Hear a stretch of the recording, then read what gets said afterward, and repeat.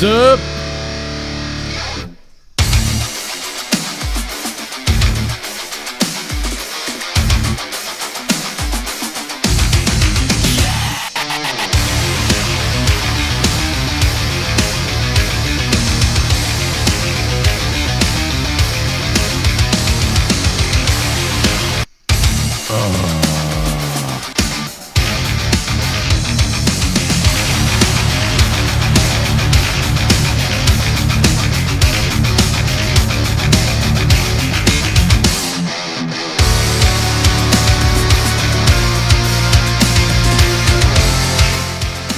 What's up, everybody? Took a couple minutes to get rolling, but we are now rolling. So hold your horses, Stephen German. Here it is.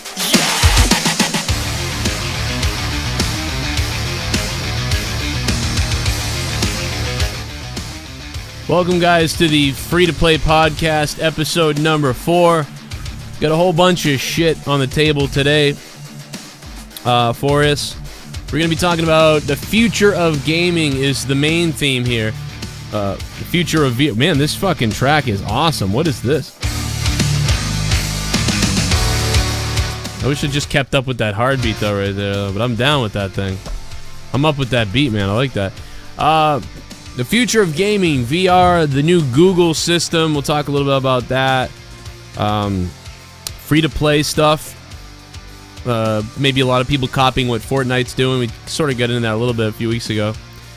A little bit of Twitch news. So I want to talk a little bit about Diablo 4, PubG updates. And then we're going to hear from you guys. Whatever you guys want to talk about after that is here as well. Feel free to super chat or use the donation down below under Twitch alerts. Whatever you want to do. Feel free to call the show. In a little while, we'll open up to calls.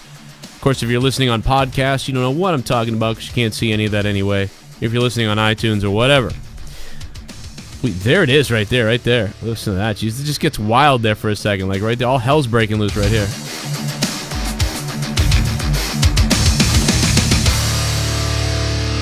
Like, just give me the loop of that for like 2 minutes. Like, it's really just, it's gone berserk at that point. Right here. Right there. Give me that.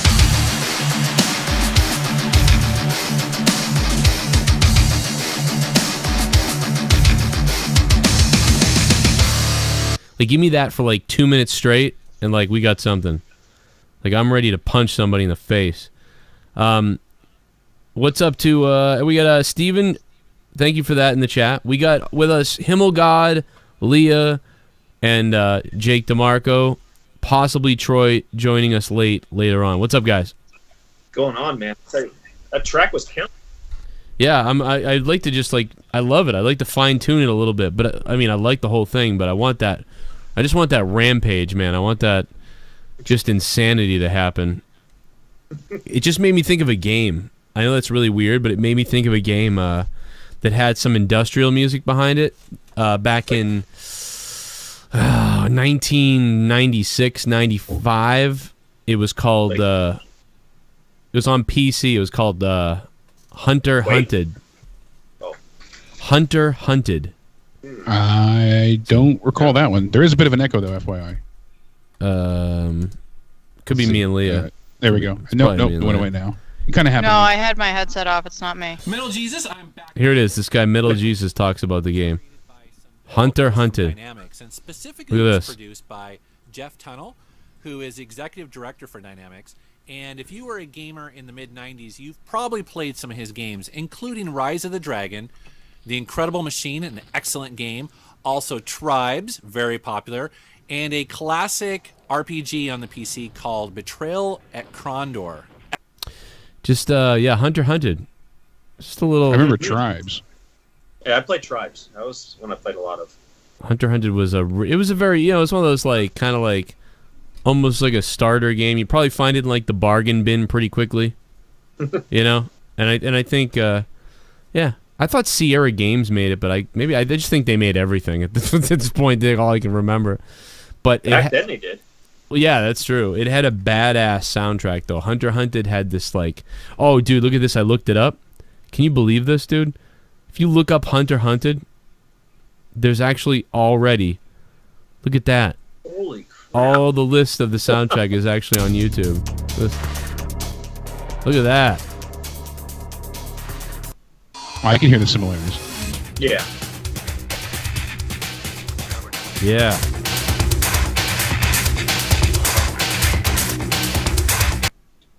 Oh, it was Sierra Games. Yeah, I just see that right there at the bottom.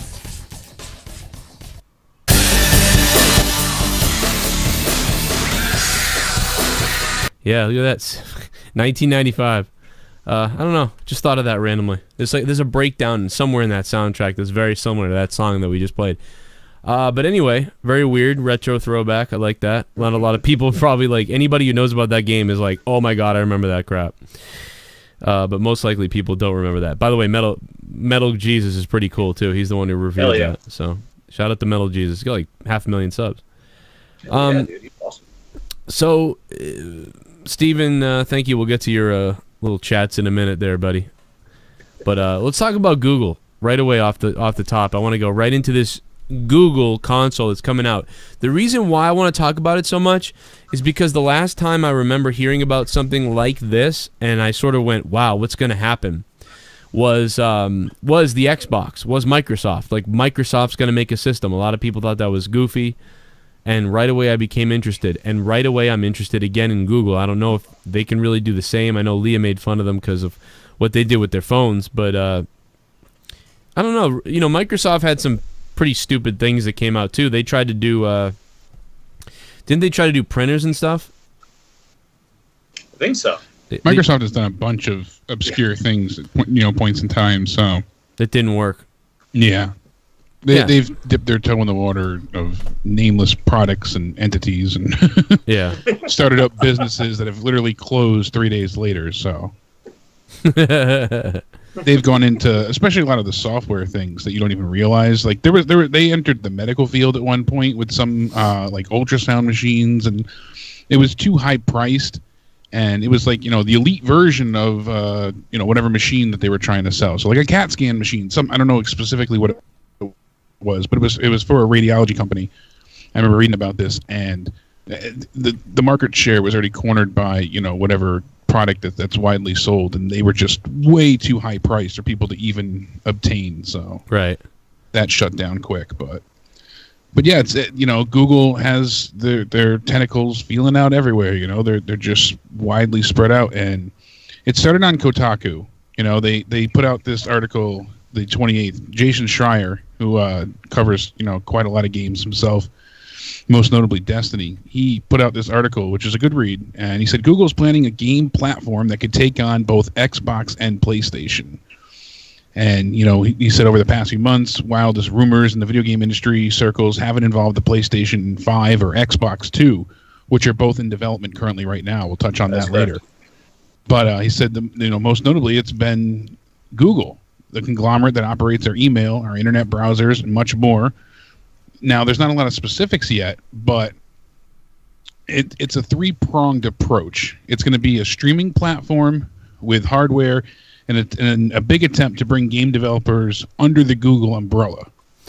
So you're telling me it's going to be like Steam meets a console, or Steam? Yeah, it's going to have aspects of both, where one, it'll be a streaming service, but it'll also be like a physical hardware at the same time. So it's kind of going to be like, a stream to play. So I don't know if they're actually meaning that there won't be like discs and things like that. Like it'll just be strictly a cloud-based service.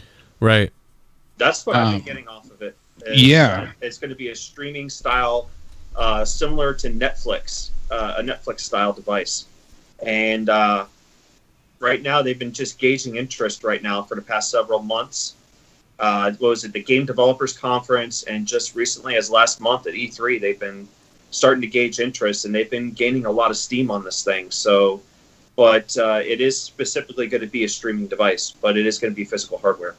Yeah, and on top of that, there also have been unfounded reports, but reports nonetheless, of them aggressively recruiting or acquiring former game studios, like Criterion Games, when they had issues and closed shop and things like that. Suddenly you saw the what's the name of the business website that I'm trying to think of? People put their resumes up. Oh, like Glassdoor or like Indeed.com. Something like that. But all these guys had their resumes suddenly just disappear the next day. Oh. So you can tell they were all hired en masse, and they had to sign some sort of NDA because they couldn't admit that they were hired. But they went from trying to seek employment to 4 or 5 hours later being like, oh, no, I'm just not looking for a job anymore. Wow. And it's like, well, did you get hired? No. I can't say at this time. So, apparently Google's been acquiring multiple development companies and, techs alike, trying to just soak up all that they can get their hands on. I wonder, I just wonder what type of, what they're going to produce over there with this machine. It's like I really, like, are they going to, I don't know. Like, I don't know. Are they going to go for, like, less powerful? They're not going to be, like, they're not going to be, like, next-gen 4K crazy. It's going to be more focused on games like Fortnite style, like Sea of Thieves, stuff like that, where even though I heard it might be, like, more mobile-esque as well at one point. Yeah, like, to start. I could see that, too, but, I wonder, there's a limit to mobile, because it really feels like mobile is just, it's like a different thing. It's a completely different gaming mindset and platform. It's introduced a new mindset. Like, very casual people play mobile. I mean, I play mobile like if I'm like bored, like somewhere and I'm stuck, you know what I mean? Like, I don't really think about, oh, I can't wait to play that mobile game again. I never think that, unless I was out, I would be like, all right, I'm bored. PubG on mobile or Hearthstone on mobile. I'd pull those out, but otherwise I'd rather sit down at PC or at my Xbox or PlayStation. Yeah, I do agree with you there. Oh, sorry, Jake. Go ahead. No, go right ahead. Well, I was thinking because when like you brought it up with the mobile audience is a very casual audience. It's not. It's a completely different atmosphere. You don't have a lot of hardcore gamers playing there. Maybe you'll get a few, like you mentioned, PubG and stuff like that. But when it comes to this console and what they really want to do, I can see the mobile aspect in the beginning. But they have said that they're talking to big name companies to license for them. That's basically how the bigger conglomerates like Microsoft or Sony signs these studios. They're just licensing them, and that they can cancel them at any time. But Google really is serious about this stuff, and I just don't see how they can bring anything 4K, because if you look at, say, PlayStation Now, which comes up as a big example, and they stream their games, and a lot of areas you can't stream these games very well in terms of quality. Yeah. So I would expect maybe a 1080p or less of type of graphics style that they would bring to this thing. So, I mean, it could work, but I think that you're looking at more of a mobile aspect in the beginning, but they have to test it out. And they're not talking like straight up Candy Crush, but there's even right now, Blizzard is apparently working on some type of mobile game, and then we saw at E3, Todd Howard announced that they're working on their own mobile game as well. Please don't be Diablo 4 on mobile. I'll kill myself. No, it's not Diablo 4. They showed it off. It's a hack and slash. Oh, good. Okay. Elder Scrolls game. Yeah, Elder Scrolls Blades. Ugh. It looks interesting, and you can play it in landscape or portrait mode. So I mean, yeah. Bethesda knows what they're doing for the most part, and they know their audience. They really need to have that one game though, like the Google console. It's going to have to. I still believe it needs to have that one game that's like, I've got to play this. Like, it's like if they had gotten their hands on something like Fortnite to launch this console, that would have launched a whole console. Like having absolutely. Yeah, but I think that's why they're doing all they can to acquire as many, forms of gaming, creators, studios and whatnot. Leah, do you play any mobile games at all? She just walked out of the room. Okay. But I know, Joe. You said even if you're bored, like I if something really catches my fancy, I might I for a little bit played like the Chinese version of PubG, but it got old very quickly. Yeah, I don't. Before that, don't like it. I played Injustice 2 for a while, and that was something I got addicted in until I hit like a really steep paywall. You know what I loved? That frustrated me. I like playing those stupid games. Like I like playing like soccer game where I'm the goalie, then I kick the ball, and like it's really been fun. I forget what it's called. I've been playing it a bunch, and I like paper toss and those stupid little games like try to throw the ring over the stupid bar. Yeah. See, I like progression. I like feeling. That's why Injustice Mobile worked so well with me, because I felt like every time I would get like either a better hero or a better card, or I was working towards something. I don't care for the games like my daughter likes, that where you have to bounce the ball through all the different colors and you lose. You just want to see if you can beat your previous high score. Yeah, that's all I play pretty much. Yeah. Those type of things, and I don't get along. I don't want to beat myself repeatedly. I want to achieve something, complete a goal, get to the next level, whatever it may be. Well, that is the goal, is like trying to beat the number. Yeah, like, I don't like to compete against myself, really. Like, I don't want to set my own high goal. I want to go ahead and feel like I'm accomplishing something different. So knowing that I'm just going to beat my own high score doesn't really do much for me personally. I don't guess I don't get it either way. I mean, it's just all kind of the same to me. Like, you get characters, you unlock boards, you unlock whatever. I don't know. I'm just not too much into the mobile thing, but I'm not either. I always prefer a console. But what do you think about VR? Because doesn't it feel like again VR was about to explode, and then it just again didn't quite make it? I mean, I know that we're still early on with it. Like, it's still coming out, and it really should revolutionize everything again. But even that Star Trek game that I think is amazing, I just don't have $1,000 to start playing that game. The barrier to entry is way too costly. It's too expensive for anybody to get their hands onto, anything worthwhile at this point in time. And unfortunately, you don't have any even with the that's why the Kinect died. That's why a lot of these things just didn't work out, because not only did how many people own a Kinect? Even when they bundled it with the console, a lot of people didn't use it, or I loved it actually. I loved it too, but a lot of people didn't care for it. They felt it was intrusive, or too difficult to use, or just too expensive to shell out the extra money for. Wait till Alexa comes out, huh? Now you have a idea. subsection 2 years later. Audience. Yeah, exactly. Now you have a subsect of your audience that has the actual item needed. So if let's say you have 1 million customers and only 100,000 of them own the Kinect, well, now you have to get a developer who's willing to try and make a high-priced, really good game, knowing that the most they're going to sell is 100,000 copies, and that's if 100% of people that own the Kinect buy it. So that was the problem. No one wanted to develop games for it because they knew the market share was so minimal. Even with the PlayStation VR, they're converting games to VR, and that might be a cheaper option to get people into virtual reality gaming. Yeah. But no company wants to go ahead and make a game specifically with VR intentions, knowing that the market share is that much smaller. They have a hard enough time selling and marketing their games to begin with.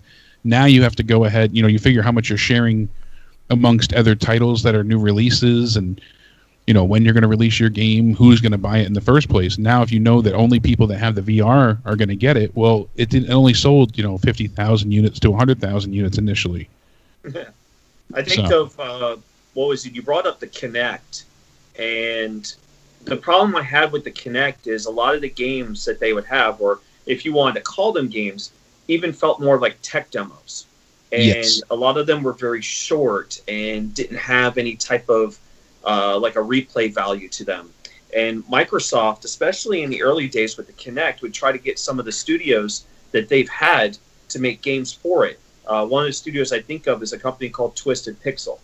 And I kind of brought this up a few days ago, where Twisted Pixel was a company that was just on fire before Microsoft signed them. They were doing games like Explosion Man, Comic Jumper, all this stuff. And then they kind of got with them to say, hey, can you make a game for Kinect? And with the Kinect sales as bad as they were, they ended up making a game that for once actually really worked with that thing, because most of the games that were with it never fucking worked.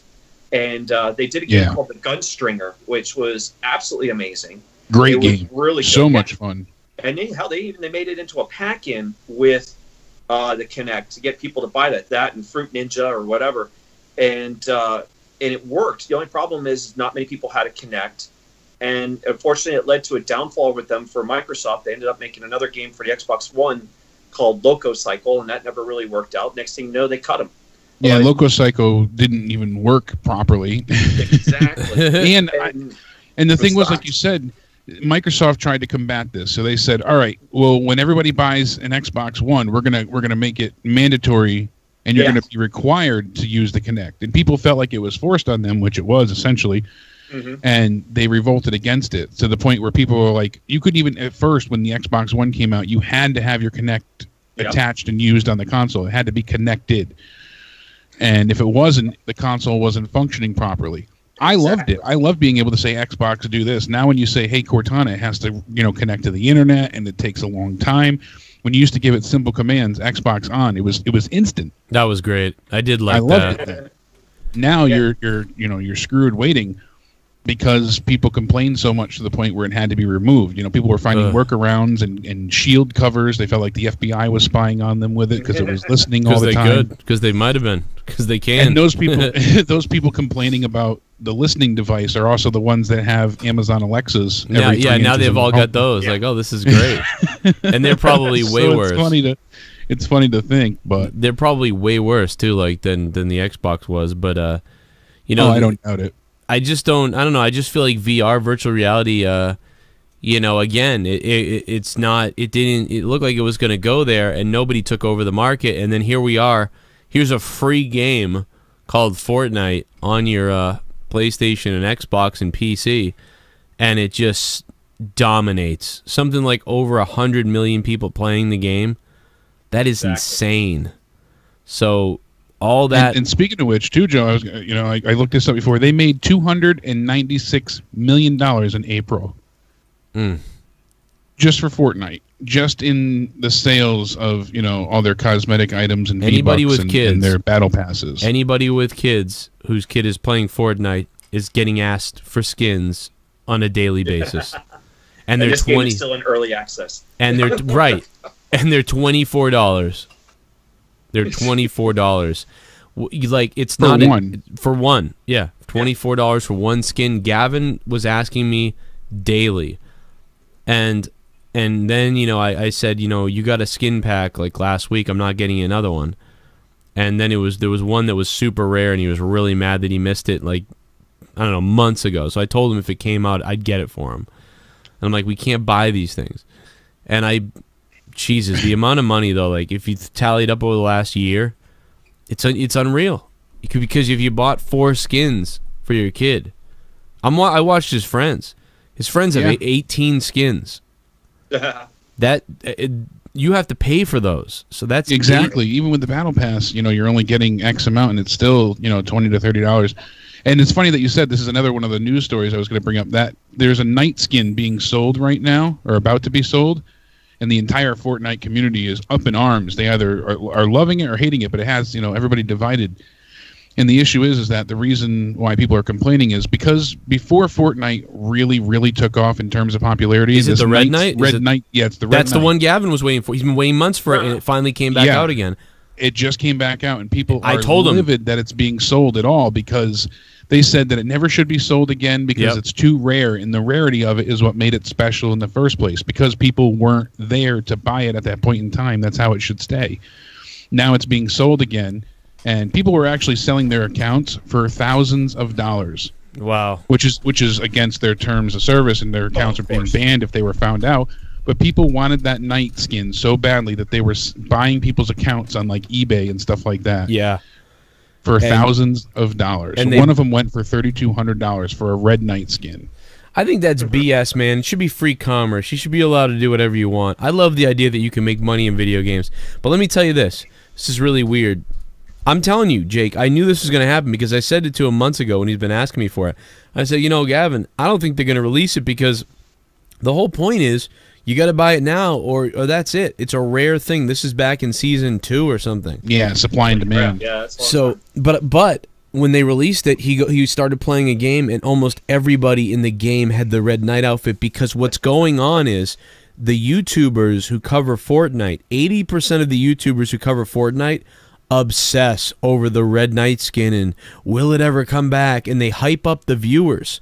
So all these kids are watching these gaming streamers on YouTube who have 6 million, 8 million subscribers, and almost once a week it feels like they come out with a Red Knight might be coming out clickbait video because the kids all want the Red Knight outfit now that missed it before. So it's like this lore. It's become this crazy mystery lore, and these kids are obsessing. I'm telling you, they get together and talk about it. Do you see the Red Knight? Like, it's not just Gavin. I've been on Twitch and I've watched other kids streaming, and they're all talking about it too. And so when this released, I said, I guarantee you this is going to come out again because they're going to make so much money off of it. And, oh, absolutely. And yeah, they are. And it came out, and then they didn't have the backpack at first, which I thought was, okay, that's a good little, that's a good compromise. Release the Red Knight outfit, but no backpack, so it's a little different. So, there's still a separation of the original, but then he said that is available now, so... Yeah, it just took them a while. They released it in so this way because it's like carnival tickets, and that's part of the reason. Another thing I have an issue with mobile games. You can't just say, all right, the skin is $5. No, it has to be 600 V-Bucks, but they only sell them in packs of 500. This way that was the issue Microsoft used to have with Microsoft points. Every 8 Microsoft points was $1. Yeah. Yes. So once you had, I need 80 Microsoft points. Or 80 Microsoft points was $1. So I need 800 Microsoft points to get the DLC, but they only sell them in 400 or 1,000. You know what really pisses me off is that I can go on a mobile game, and I can play a casino game where I take real money to buy fake coins and then gamble fake coins to win fake coins. Yeah. Why the frig? Why is gambling illegal on video games and anywhere in the country? Why is it illegal? Because why is it legal to lose your money buying fake coins to win fake coins, but it's not legal, but you can't use real money to possibly win real money? It's the loophole. It's stupid. Exactly. It's worse. You're not gambling the real money. You're making a purchase with the real money and gambling a fake item. But it's enraging. I won't do it. Why would I want to gamble for fake money? I'm not going to do that. I want to win real money. Because then the gambling would be illegal. To cash out? Well, no, you can't cash money out. No. Yeah, that's the same reason. That's why it's legal to do. Because if it was actual money changing hands, then it would be illegal because it's gambling. Stupid. Yeah, well, that's why they took down all those gambling websites forever and a day ago because they got so out of control. That's why I lost my $300 in my full tilt poker bank. Yeah, exactly. All the poker sites went down, and so many people had issue because it wasn't being monitored properly, and there was too many scam sites. And so rather than have to, well, you could take find the legit ones. You could take 5 of your friends and jump in a table, and just beat the shit out of some guy. Yeah, exactly. Yeah.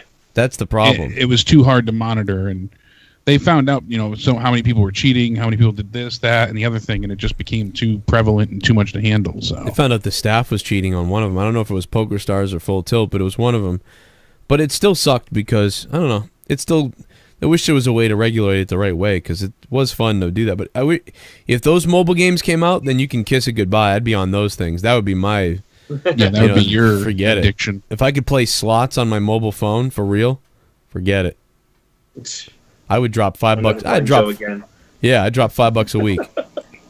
But but yeah, $25, man, for these kids to buy these skins, and they all it's the most important thing to them. And I'm like, dude, it literally doesn't help you whatsoever in the game. I can't believe it.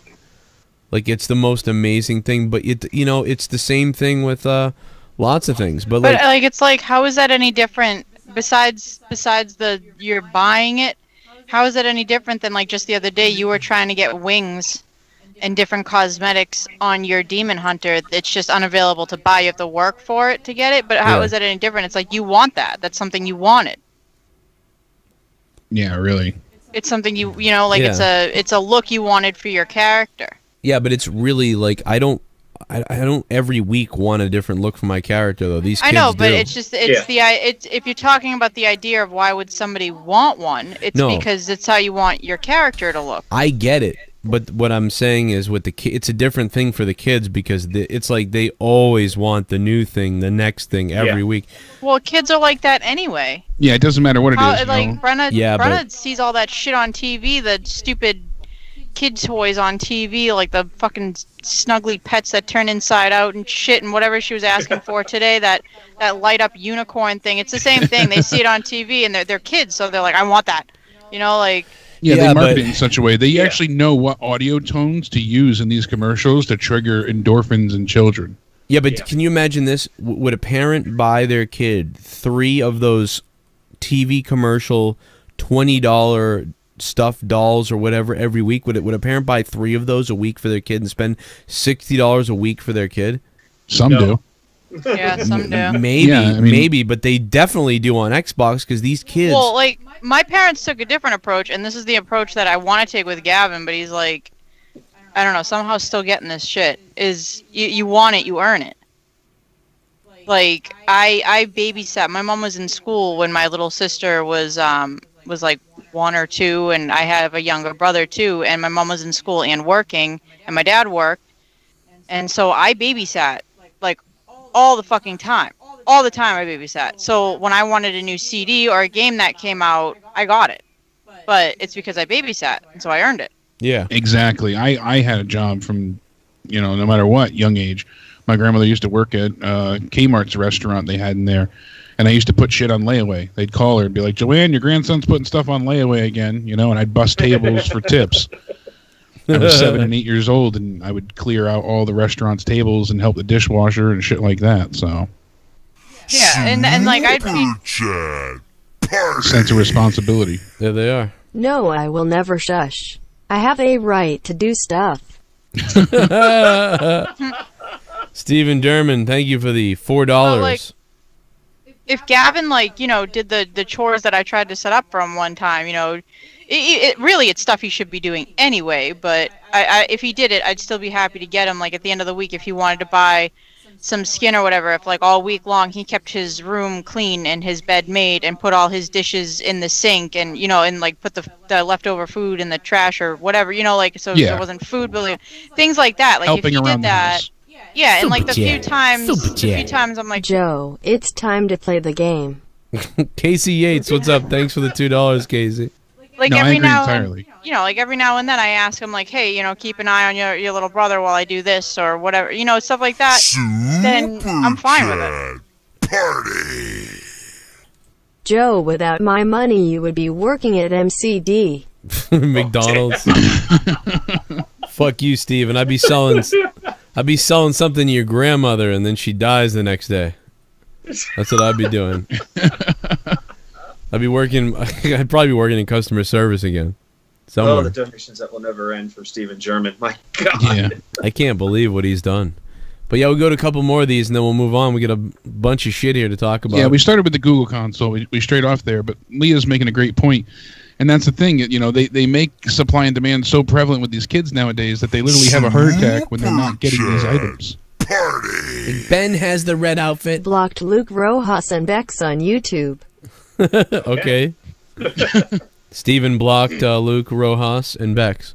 I've got some questions here from the patrons too. Anybody who's a $5 or more patron on Patreon, I did ask the questions. Anybody want to talk about some certain things? So I'll be reading those too. And if anybody wants to specifically speak about something, you guys can feel free to call in.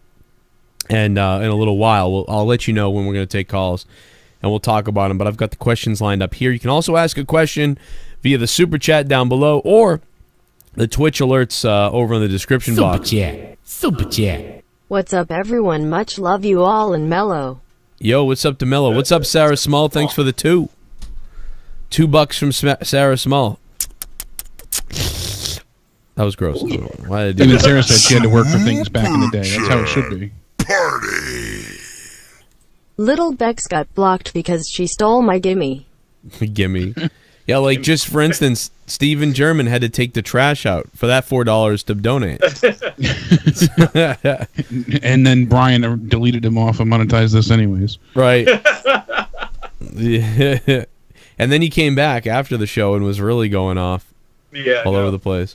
If you guys missed episodes 1 and 2 of the gaming podcast here today, make sure you guys go back and check those out. More to come here. I'll let one more play, and then we'll move on to the next thing, and then we'll play some more afterwards. Super Chat. Super Chat. CK, I'm great at my job. Steven, I'm great at my job. What's that? Trolling 101. Your job. No, your job is to donate. Damn it, Steven. That's your job. Donate to the show, Steve. Steven, start dropping hundreds. Start dropping hundreds, Steven. Like Himmel God. Come on. I don't know. All those $2 and $4 donations seem to add up anyway to that 100. But. They do, and I'm sure they promote more donations because then people are like, well, I want to do that. So you know, I guess it all works out. You know. Good for him. But we can go right into the. We were kind of in the free to play zone right now. What type of competition is this going to create? Because we all know it's just like the, and we already have seen this. We've already seen the effect of Fortnite and PubG, where everybody wants to do their own battle royal now. And what type? Yeah, literally everyone. Everyone's out of hand. But what type of effect do you think it will have an effect on the free to play genre? Do you think we're gonna see like all these free to play games coming out even more now? Because look at what they're doing. Like I just said, the average kid on Fortnite has to have paid for the game by now, if not more. Oh, multiple times over. You know, and that's. I've always been personally against the free-to-play because I hate the idea of, you know, like you just said, paying more for a title, and, you know, that's what it ends up being. And well, I like the idea of spending, you know, I'd rather spend $60 and have everything unlocked from the beginning versus having to spend a little bit over time or have anything behind a paywall or have people have unfair advantages. But here's what I want to say, though, Jake. It's in Fortnite, I'm okay because none of the paying stuff, it's all cosmetics in Fortnite. So yes, right. Fortnite seems to be the outlier for now, but it's a very slippery slope, and we've seen it happen many other times with different games where, you know, it starts off cosmetic only, and then certainly it just slips, and then next thing you know, you're going to see, oh, well, this gun, this weapon, this material, this, you know, power up is only available. We've seen this with Star Wars. The Star Wars Battlefront 2 game has always been the biggest example of a game that was $60, and then all of a sudden, you know, they say, okay, here's all the DLC for free, but all their stuff that they've hid behind, you know, with the loot boxes and stuff like that, turned into a pay-to-win. And with some of these free-to-play games, we've seen this idea of a pay-to-win scenario. So the more money you're putting into it, the better advantages you have, even if the game is free. And you know, Overwatch can be put in here, but again, it's mostly all cosmetic and stuff like that. But I think in terms of more free-to-play games down the road, I don't know if we're going to see that much. I think mostly in the mobile space you'll see it. But in terms of console, I mean, Fortnite right now is such a juggernaut. It's hard to stop at this point. Yeah, but, I think they're going to try and find every way possible to emulate that because, like I had just said, you know, previously, $300 million in a month. You know, that was previously held by Grand Theft Auto. Blizzard has made $1 billion last year just on their cosmetic and, you know, loot boxes and things like that. Can I? And right now we're Can I give you an example of this? Can I give you an example? Yeah. I make a game called Pickup Basketball, right? And what happens is a bunch of players drop into the game, and right away, and they're all standing around. They can have 3 free throws or whatever, and then a game starts, and you get put on a team right away, and you can play with 4 other players, and it's like street pickup basketball. The graphics are like, you know, maybe a little like 2K or something like that, you know, whatever, and you know that type of game right there, and it's free to play. And everyone has different sneakers and jerseys they can wear. You know, you get shaded when you start the game.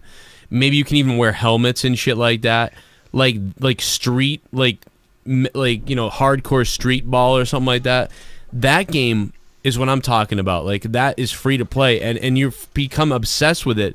Almost like an NBA Jam type of game. And, you know, you can put certain points into three-pointers or forward and things like that. Kind of like how NHL... EASHL, where you can play in clubs. With RPG system. Like a drop-in hockey game or a drop-in basketball game like that, a street ball game. I feel like something like that on Xbox and PlayStation could really take off if it did really well and people started streaming it. And it could be simple to make, and they can make a lot of money off it. And, you know, even just like all kinds of stupid shit, and that's just basketball. I mean, you can just go into all sorts of things, and that's sort of along the lines of the PUBG thing, where it's like you just drop into a game, you're on a team. I'm surprised that hasn't been done yet by somebody. That's what I was going to say. You literally just kind of described PUBG, but in a sports format. Yeah, there can be a format for this everywhere, where it's sort of this instant gratification game, but you can level up. PUBG's a little bit different because there's no cosmetics, and that's the other interesting thing. They're coming. Yeah, I know they're coming, but think about it right now. Even though, I don't know how many people are playing PUBG straight up right now, like 15 million to 20 million versus, Fortnite, which is about 100 million people playing. But Fortnite is completely different. It's a little more based around kids, but tons of adults are playing it, and you buy cosmetics.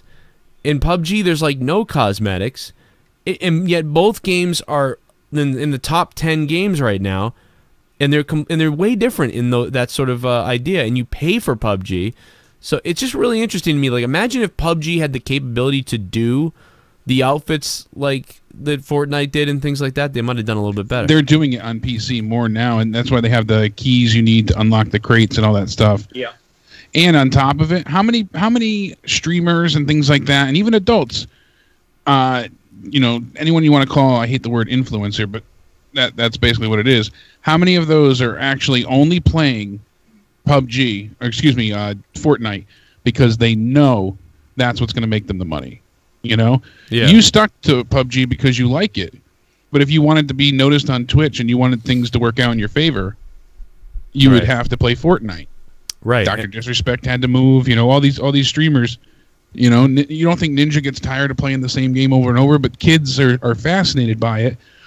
They have a more intent but long, shorter attention span. So, I mean, it kind of works for them to, drop in, drop out. You start in and start over. I don't know if I think you just mentioned this though, but I played PUBG on the Xbox and then I played PUBG on the PC, and you have to pay for the fucking keys to open it. Yes. Yeah. The boxes, but not on the Xbox. Yeah, the Xbox, they're going to implement different crates that you have to pay. It's like all the crates, though.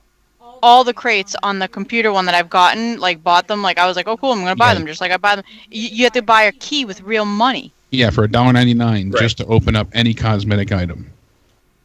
Ugh. Yeah, Xbox is adding that, and then things you can purchase outright. They already added their... The mobile game has all that. And tracksuit and... The mobile game has so much stuff, I didn't even realize. Oh, it's got a ton of stuff. The Japanese one or Chinese one that I was playing was ridiculous. You can get a flaming head and just, all this crazy shit. That's it was ridiculous. nuts. Yeah.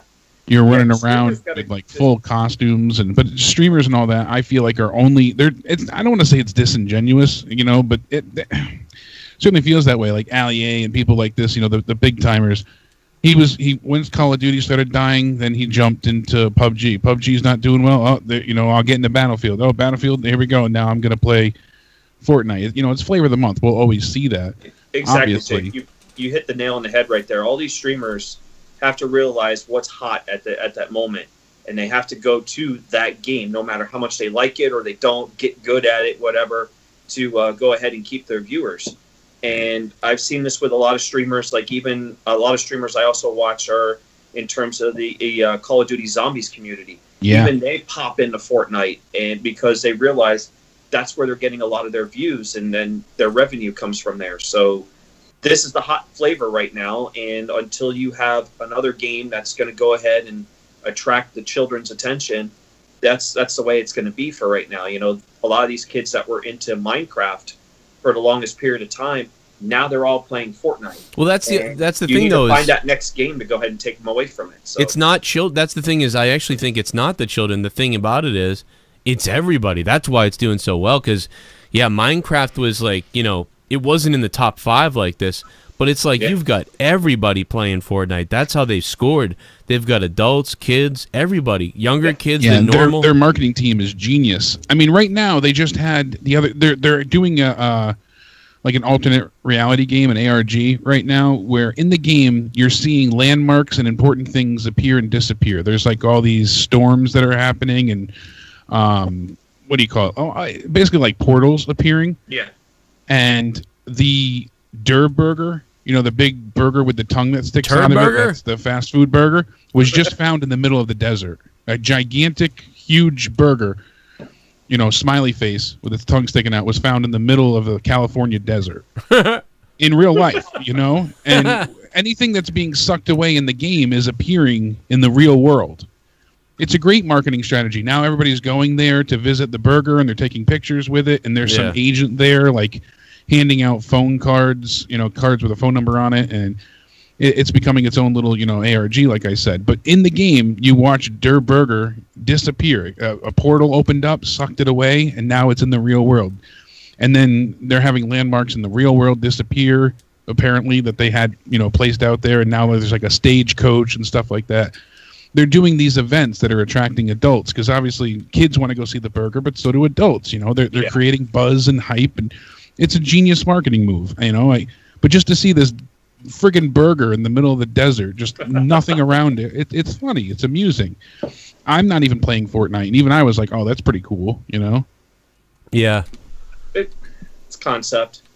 Good marketing, like you mentioned. It's just really good marketing, and then eventually you'll find that next big thing that they'll run over to. So yeah, this guy was out with his drone. He was trying to find a spot to do a photo shoot in the middle of the desert, and next thing you know, he saw something out there. He went up to it, and he saw signs saying, if you can read this, you're in the range of the anomaly. This site is unstable. Beware of possible side effects.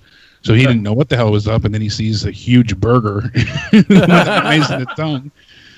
And, you know, he said, I was scouting shooting locations for a photo shoot. Palmdale has a ton of, you know, areas with cool stuff. End of story. It's, I mean, you may never see, it's really going to be hard to see another thing like this again. This is like, I don't know if people realize what a rarity it is to strike gold with this. To have everybody, this is like the attitude era of video games right now as far as Fortnite goes. Right. And you know, it did take a little step back, and it's fun. It's so funny that people already have is Fortnite dying? Like, what are you talking about? Like, but you know, I mean, it's obviously you're going to hit a peak level, you know, where the damn thing is.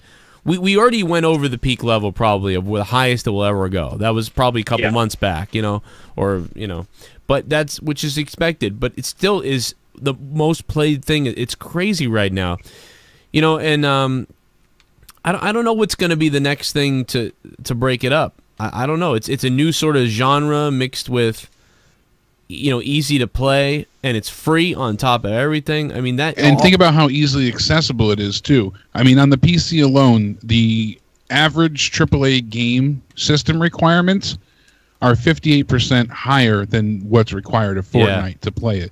Right. So PC, you know, started off, you know, gaining traction there.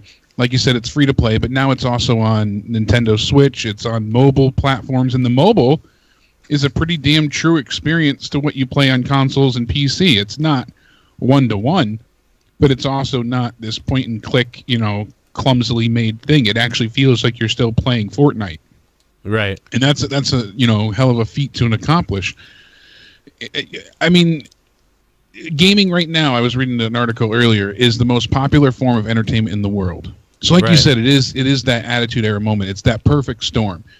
Gaming is the #1 source of entertainment for, you know, so many demographics at this point in time. And that's a huge thing to you know, that's a huge undertaking to fathom when you think about it. Last year, $17 billion was made from digital music sales and streaming. Movie box office totals for the year was $41 billion. Gaming was $116 billion. Wow. Yeah. So movies made $41 billion, music made $17 billion, and gaming made $116 billion. And I know that the price is, you know, it's not apples and oranges per se for comparison. You know, obviously consoles and games are much more expensive.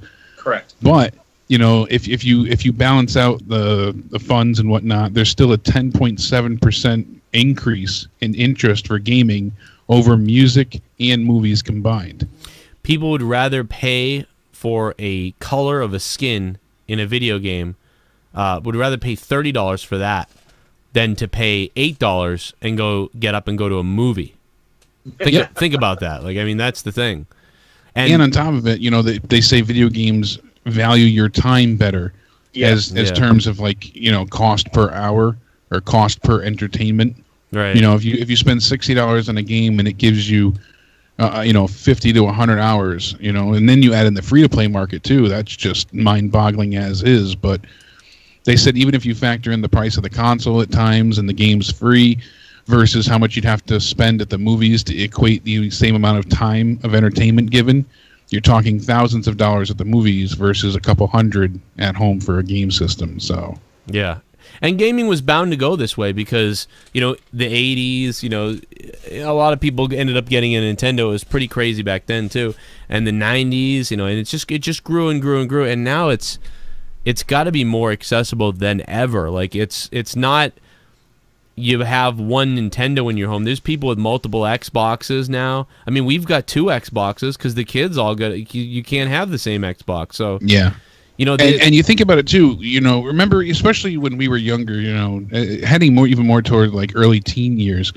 Anytime a big movie or summer blockbuster, anything came out, you know, you knew there was going to be a shitty, awful video game makeup of it. You know, Iron Man, the movie's coming out.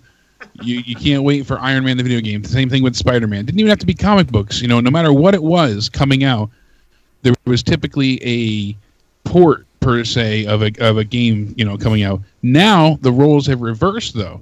You know, Angry Birds was huge, and that led to the Angry Birds movie. Assassin's Creed, you know, this article mentions. Yeah. Think of others. You know, Halo's getting its own TV show, as we brought up, and you know, there's so many things like this. You know, the roles have truly reversed. And in a down period too, for Halo to get a TV show like it's a fairly down period for the game. And it came out, you know, not long ago. We discussed in the podcast that basically Halo Infinite is going to be Halo 6.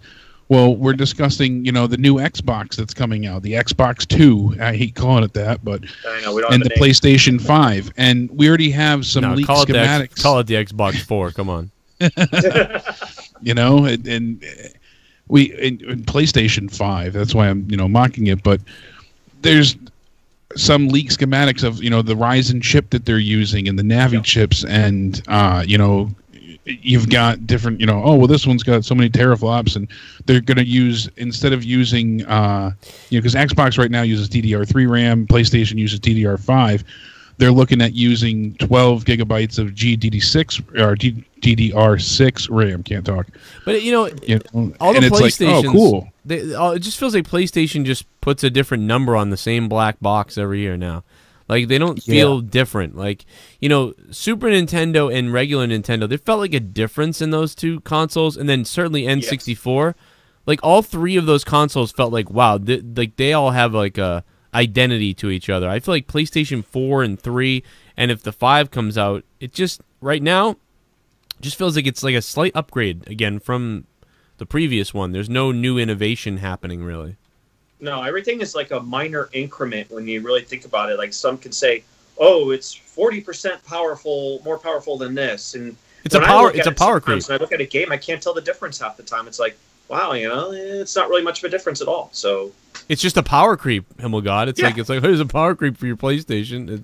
Yeah, exactly. You know, it can do a little bit more. Oh, now it can broadcast in 4K. Oh, now it can handle virtual reality, things like that. But with the Xbox, I don't want to sound like a straight-up fanboy. Admittedly, I am as well, but I actually noticed the difference between, you know, the 360 versus the original Xbox versus even now the Xbox One. Yeah, I definitely. So I'm hoping when they do the, you know, the Xbox 4 or the, you know, whatever we want to call it there. An Xbox. Yeah, they're saying it'll be obviously twice as powerful as the Xbox One X with the, you know, the current layout, and that is more powerful than the PlayStation 4 Pro. So, well, they want to hit the 4K, like they want to hit 4K, but the most important thing they want to do is 60 frames a second. Yeah, and that's more important to me than 4K. Yeah, 4K 60 frames is huge. You figure, you know, PC gets upwards of 100 frames for most of their games. We need 60. Playing things like Halo and Destiny at 30 frames doesn't work. Right. It takes you out of the action. Halo 5 looks great, though. I will say, it really Halo 5 does look fantastic. You know, they were able to hit that at 60, and that worked well. But 4K games also require a ton of space. I mean, you've seen games now upwards of 100 gigabytes of hard drive space. And unfortunately, and I know this for a fact, solid state is still too expensive for them to shove into a console that's going to be marketed around $500. So we're still going to see, standard 7200 RPM hard drives that are probably going to be a terabyte at baseline. Yeah. I'm sure the release ones that are, 4 terabytes or, something like that as an elite model, but I really don't envision them doing anything with solid state. You're not going to see 4K. It's not going to make a difference unless you're rocking an 80-inch or something TV. You would definitely take the 60 frames over, having 4K. Yeah, the frames you notice visually versus, in all its fidelity, you feel a difference. Yes, you feel a difference. Yes, but the 4K versus 1080p, you might notice barely, maybe, depending on the environment or the game. Like if you're doing like a racing sim or something like that. Right. But the natural human eye doesn't even pick up the fidelity required for between like the HDR and the rich tones, and it doesn't work that way. So I think with a multiplayer aspect is, especially in this day and age, they want at least 1080 with 60 frames for multiplayer, which right now is like the main requirement. And like, say, if you're playing a single-player game or something like that, say you're playing a Gears of War or you're playing a racing game, then the racing games, they can do that with 4K. And you can sit with 30 frames, but multiplayer has to be at least a 1080 60. So that's been the rule of thumb. Yeah. Destiny on the PC, for Destiny 2 anyways, I keep going back to that, but that game on PC with the higher frames per second feels like you're playing, the third game in the series versus the second, because there's just such a massive difference. Mm-hmm. It honestly feels like you're playing a different game entirely. Destiny plays like PubG on the Xbox, I feel like, just like but on PC it looks, like you said, it's way better. Oh, absolutely. Which is weird because PC capable of playing it. It's bizarre to me though, because like, what's it called? Bungie usually knows, how to get that right. I don't know how they got it wrong. Console parity was a big issue because PlayStation wanted it to be, the same all around. What? Basically, the game had to be the same on Xbox as it did on PlayStation. Why couldn't it be that way on PlayStation? It could be, but it couldn't be on Xbox. The original Xbox One, I don't think, could handle the 60 frames per second. No, it couldn't. So, but it's different on PC. So what's the difference with it being? Because Xbox console had to be the same. They had a parity clause in there. Yeah. They didn't want one console to outshine the other. Oh. Which, then what's the point of owning different consoles? Yeah, why buy a PlayStation? And the console has different content anyways. PlayStation has content that the Xbox doesn't see. They have timed exclusives. They get new maps and strikes and weapons. So I don't see why that makes a difference anyways. Because then when the Xbox One X came out, they could have said, oh, now 60 frames per second. It would have made sense. Ugh. But yeah, console parity rules really, That's stupid. Developers put that in there because they don't want to lose sales. I'm really glad I didn't buy that game. Well, maybe I did buy it. Shit. Yeah, they don't want to lose sales. So I mean, it's ridiculous, but that's so dumb, dude. What a waste. Because that's my main issue with the game. That's one of the main things that made me say like, it just plays so clunky to me. Yeah. And I'm not that invested to like it. But PUBG plays clunky, but I enjoy it because I just enjoy it. So, if you were able to do like it'd be really interesting in PUBG would be if there were like rarity drops, kind of like in Destiny, rarity drops where kind of like in how in NHL or Madden or something, you have a card, you find a player, and he has 30 games, his contract expires, you either have to buy contracts or find them. It'd be interesting if you could find rare weapons, and when you found them, you got to keep the weapon for like 5 games. Yeah, they should have a mode similar to what they do in Halo, where you have those cards. The rec cards? And, the requisite cards, the requisition stuff. Yeah. So you don't get to keep it every game, and you can do it only in a party playlist, too, if you wanted. Or you can pick a loadout to start. They do that in the mobile game, where they have these different modes and maps and stuff, where everybody starts with a sniper rifle, or everybody starts with shotguns. Or the only thing on the map is assault rifles, and level 3 items. Right. Stuff like that. And I don't understand why they don't capitalize on that when they have the ability to implement these things so simply. just giving you something else to do in the game besides drop in and die or get a chicken dinner. It's built in, you know. It's in their settings. I don't understand why it's so difficult for them to fine tune these things, but yeah, they're reluctant to do so, and I think that would have saved their game too. Doesn't it remind you a little bit of Mass Effect 2? Yeah. Or Mass Effect. Well, I don't know, like, because I feel like Mass Effect 2 kind of dropped off, and then everybody got hyped for Mass Effect 3, more so than Mass Effect 2. But then the ending on 3 kind of. Yeah, that ruined it for a lot of people. Ruined it for a lot of people. Included, but yeah, they already bought it, so the game was good. Yeah, but I mean that's what they're doing now. They're going back and Destiny's fixing everything come September, but it's a $40 price tag attached for them to fix the wrongdoings of the first game. So yeah, at least they saw it though. I see a lot of people spending the money for that at this point. Yeah. So. We'll see. I mean, I'm glad to do so because it's new content. It's new, everything. There's a bunch of new stuff, and they're fixing the stuff regardless. I'll tell you what. If the community that's there likes it, they'll do well because if the community that's there likes it, people will start streaming it again a lot, and then the casual people will start wanting to. You know what? Up, yeah. I didn't buy Destiny 2 because I heard it wasn't that good or whatever, or I wasn't interested. It could really relaunch the game. I mean, it really could if it's good. If it's the same old shit, it will stay the same way it is. And if it's worse, then you're dead. But there is a possibility it launches it. It could relaunch it. But I could certainly see, as I started to say before, with the new consoles, this is the time for exclusives to really make a new rise for Microsoft and even Sony in some regards.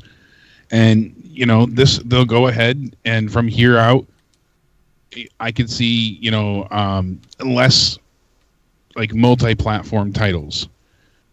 Things like The Elder Scrolls, Beyond Good and Evil, Cyberpunk, things like that. I think we're going to start seeing more console loyalty due to the fact that they're going to make you choose. The line in the sand needs to be drawn more now than ever.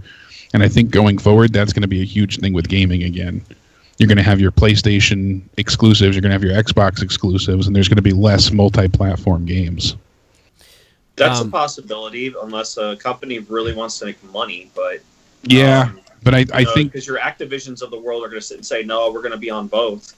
I think it'll be hard to convince at first, but when they throw in that much money and they say, "Look at the market share we have," look at Sony's trying to force their hands. They've done it with Activision. They've tried to do it with, several others. That's why they have exclusive rights to the DLC for Call of Duty. Xbox used to have that. Xbox lost their market share.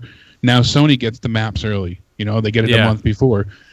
I don't see a world where we don't see Sony dropping X amount of money or promises, whatever it may be, to try and get the games to be exclusive to their console. And they already did that. Look at Fortnite. Yeah. Once you sign in with your Epic account on PlayStation, you cannot sign in anywhere else. Exactly. You're locked on PlayStation. But if you sign on Xbox, PC, Nintendo Switch, mobile, you can take it with you everywhere.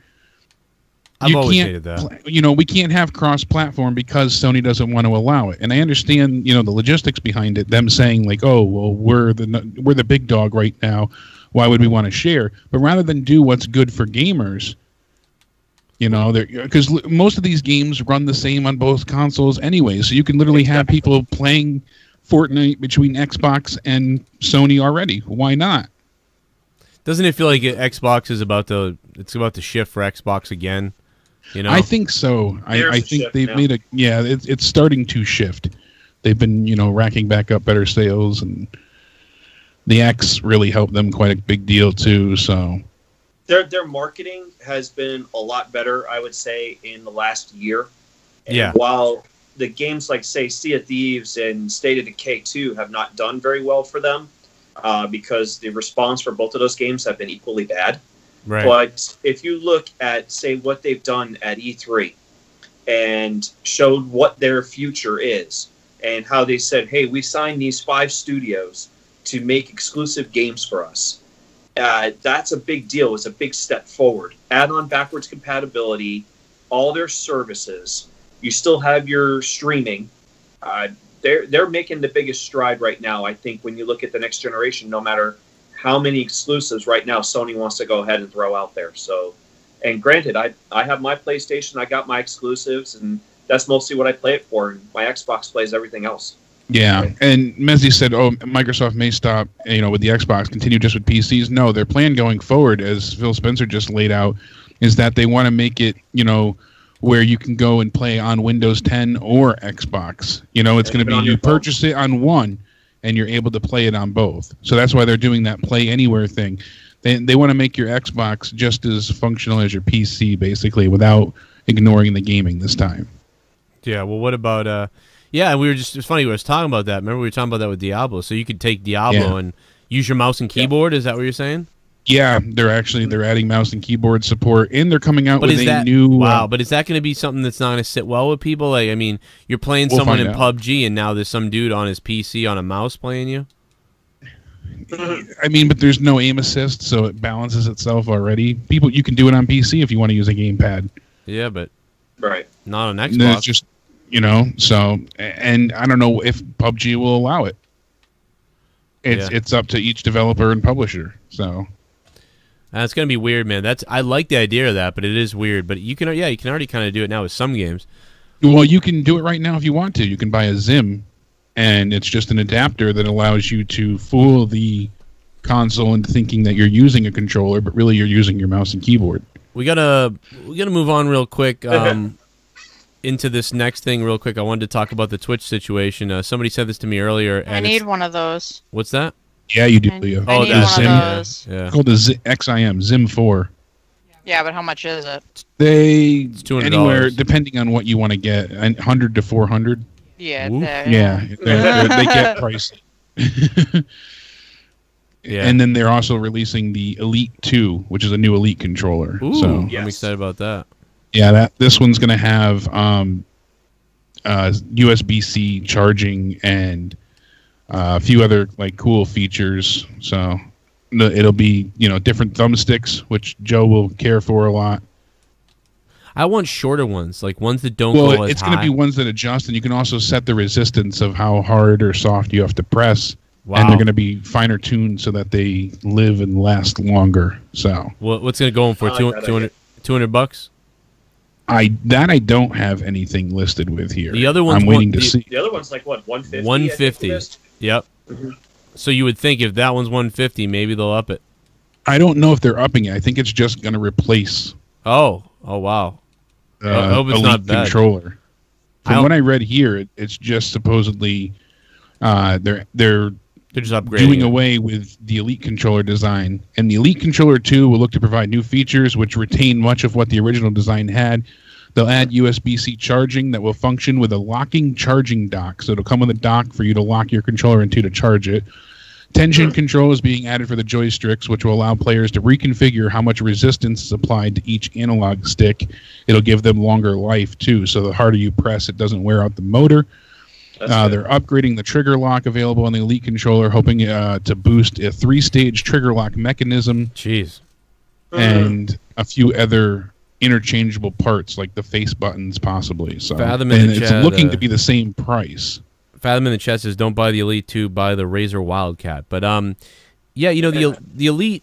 I don't know. I just really love the original Elite. So if they mess it up on me, I'm going to be really mad because I hate change.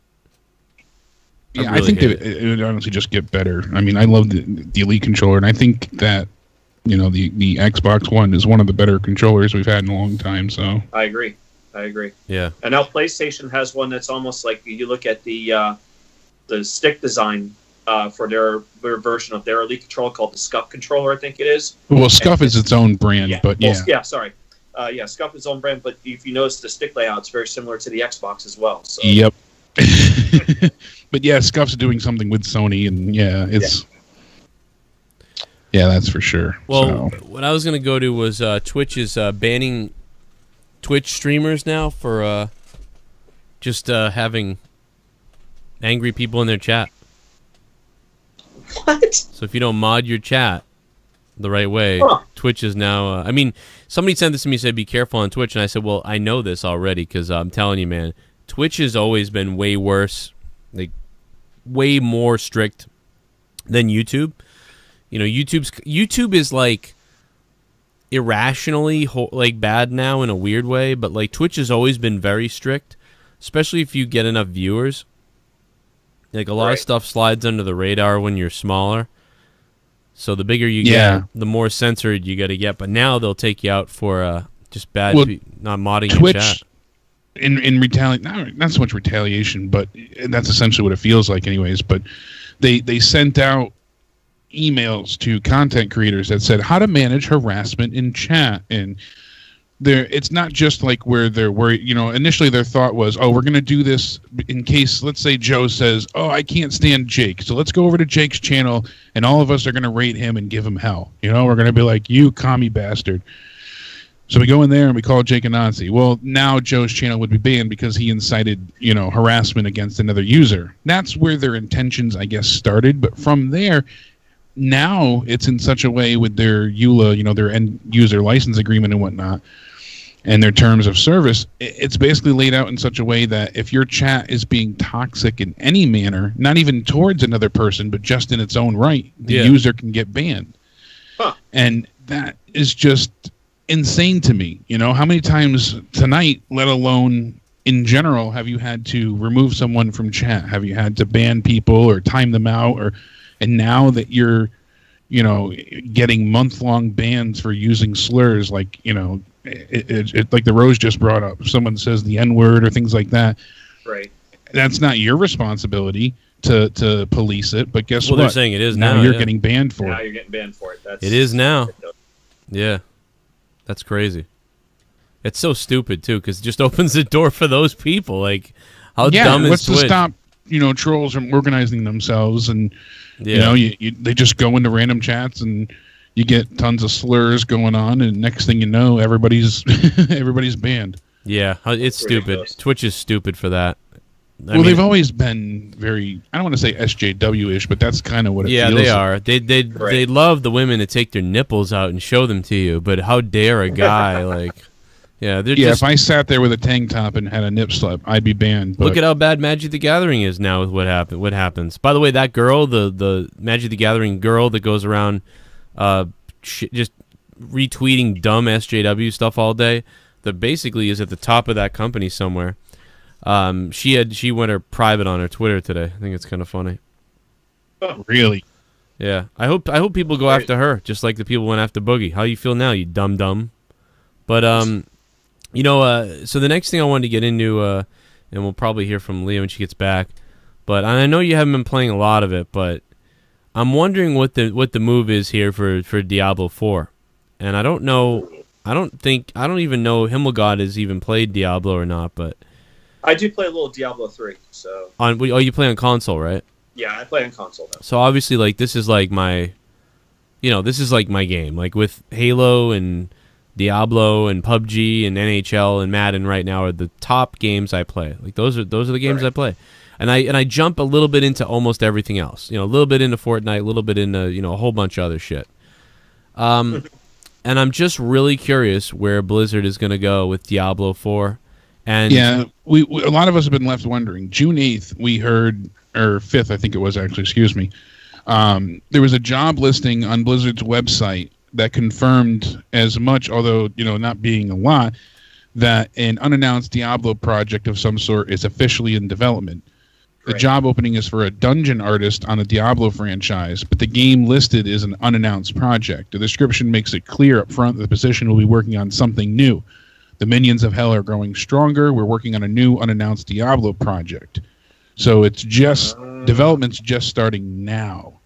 Right. So that means we're about 3 years out probably from seeing anything, never mind playing anything. Like, the theory here is, like, number one, people think they're going to remake Diablo 2 or whatever. David Brevik has come out and said, like, it would be one of the most insane things to sort of relaunch it for some reason because of the way that it was coded and everything. So it doesn't really seem like that. And also, it doesn't seem like that with them putting Diablo 3 in classic mode. They won't come out and say that Diablo is in what's the word I want to use? What are you thinking? Well, no, there's a word for it. like basically cruise control. Diablo 3 has been set to cruise control. It's in, it's kind of in the background at this point. The team is clearly working on something else. But yeah, that's on the back burner. With the new seasons in Diablo launching, like having double goblins this season, and probably every season is now going to have some kind of thing that's fun. More XP, double legendary drops. Double. Yeah, they'll add different modifiers that change the way the game's played. Yeah, make just a little bit, just a little tiny little niblet of fun to while you're whatever. So the other thing is the game, like you said, probably 3 years away. Could be anywhere from 2 to 5 years away. To be honest, like probably 3 years, like you said. So if we're looking at a 2000, let me be optimistic and say even 2021 or 2020, right? So if we're at that point, they released the Necromancer. The team at Blizzard that was working on Diablo, they released the Necromancer. They had put this. The developer, the lead game designer for Diablo 3 at the time, for like the third one or whatever the guy was in charge of it, he left and said that it's in maintenance mode. Diablo 3 is going to be going into maintenance mode, and I like where the game is now, and now I'm going to ride off into the sunset, and that's it. And everybody went, oh my god, Diablo's, that's it. It's about to be in maintenance mode. That's the word I was looking for, maintenance mode. And so that's it, just in maintenance mode. They're just going to do their little maintenance next 3-4 years. It's going to sit there, and that's about it. And all of a sudden, the Necromancer was announced, and the team worked on the Necromancer. I believe they said like 6 to 8 months, not even.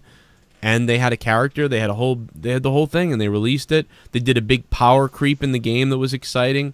And I wonder if there's been rumors about the Druid coming out for Diablo. So there's a possibility that they announce coming next year to Diablo 3 the Druid. Possibly. Right. So, thus keeping the game still fresh, keeping people still interested in it, while we're waiting for Diablo 4 to come out.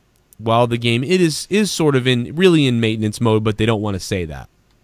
Which I appreciate that. I like that they don't want to say it, and that they, that they're started keeping it around. I mean, I'm playing the game still for the seasons a little bit, but mostly playing it to get my character as good as I can get him before the game is pretty much over, and I probably will go back to the game, here or there throughout the next, for the rest of the time, my life or whatever. Like, I'm sure even in 8 years, if it was possible, I'd jump in my game if I could, if the character and the servers were still there, hopefully, and have some nostalgia for a little while, and then that's it. So but I wonder how Diablo 4 will be, because Diablo 2. When Diablo 3 came out, it was so messed up with the auction house, and people didn't. I mean, that goes into our conversation about, buying items and stuff like that. People could find items and sell them and make real money selling items, and it was pretty crazy that you could do that. You can make your own money, and there's really no games where you can do that. That's another thing that's very interesting. In 2012, when Diablo launched, you could find a rare bow on the ground. You can make $100 selling it for real money. Is there any other game that you can really legitimately, legally in the game, sell something for real money? For a while, they had, like the skin betting and sales for CSGO, and that was more like eBay or something like that, wasn't it? It was a bidding war, but they could also go ahead and isn't it against the rules outright? But some skins I think with Overwatch as well, but nothing like the auction house they had for. It was in game too, so it was like in game, and it would go right to your PayPal account. I mean, it was amazing. And I had so much fun with it at the time, and I get that it kind of messed up the game quite a bit because it was so hard to find legendary items. But then you can go to the auction house and see all these great legendary items, and for $3.99 a lot of times buy a pretty good one, $3. And certainly there were $200 ones. But anyway, yeah, D-Moon said Counter-Strike. Yeah, for CSGO they had it in Steam itself, so that was available in the Steam. But wait a sec. Well, see, I went on Steam, and I thought I was going to make money on Steam because it's like the stock market over there, and I was going to try to do that. But then I found out that you can't cash out with anything but Blizzard money. That's when was this though? This was like maybe 7 months ago. I logged into Steam. It happened like I think a year ago when T. Martin and all those people happened to find a website with his best friend Brock and as Eight Thoughts they found their own website. They found their own website. Yeah. Well, that's what T. Martin got in trouble for. And yeah, he did. It was like insider trading and whatnot, but they basically lied to their fans saying, "Oh, look, I found this really great website and I just won $8,000." And then he started playing it live on his YouTube and he was winning all the time. But he didn't tell his fans that, "Oh, I own majority share in this website and the money I'm betting isn't mine and I set myself up to win with the the website." So yeah. I remember that. Yeah, a lot of bullshit. But since then that happened, they shut down all of the, Blizzard Steam got rid of all, Valve. They shit canned all that. And that sucks because I was looking forward to that. I was having fun looking at it. I was having fun with what I was doing until I found out when I cashed out. Because I was like, oh, I can buy this item and then sell it higher later. And I was having fun doing that. I love stock market play. So in video games, I love the idea that you can, anything to maximize what you're doing, entertainment and profit, and have fun with it that way. I really enjoy the idea. I'm looking around this world, Dota had it a lot.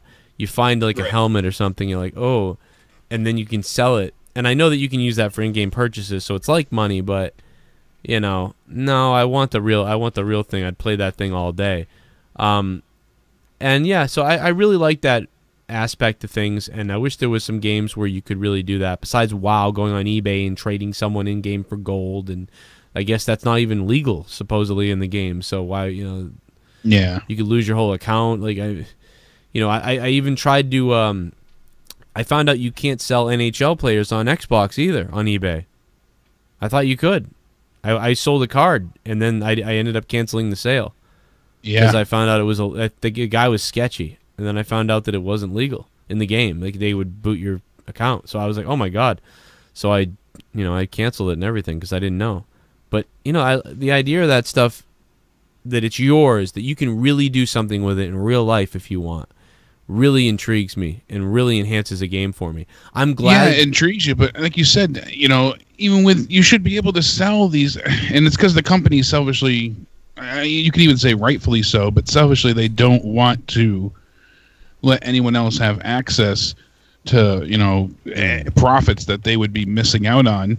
Well, Diablo, I get it in that sense, but then again, they got it's a share though. They got a 20% share of every sale though. So I mean, they did, they made money off you selling stuff and finding stuff in their own game. It was kind of ridiculous. That would be good, but a lot of times they don't allow it at all, and I just can't grasp why. It's. Yeah, I don't understand. It did ruin Diablo, though. I mean, I will say it. As much as I was having fun, I was really angry. I took a break from the game for a while because I was like, you know what? This is stupid. I'm pissed.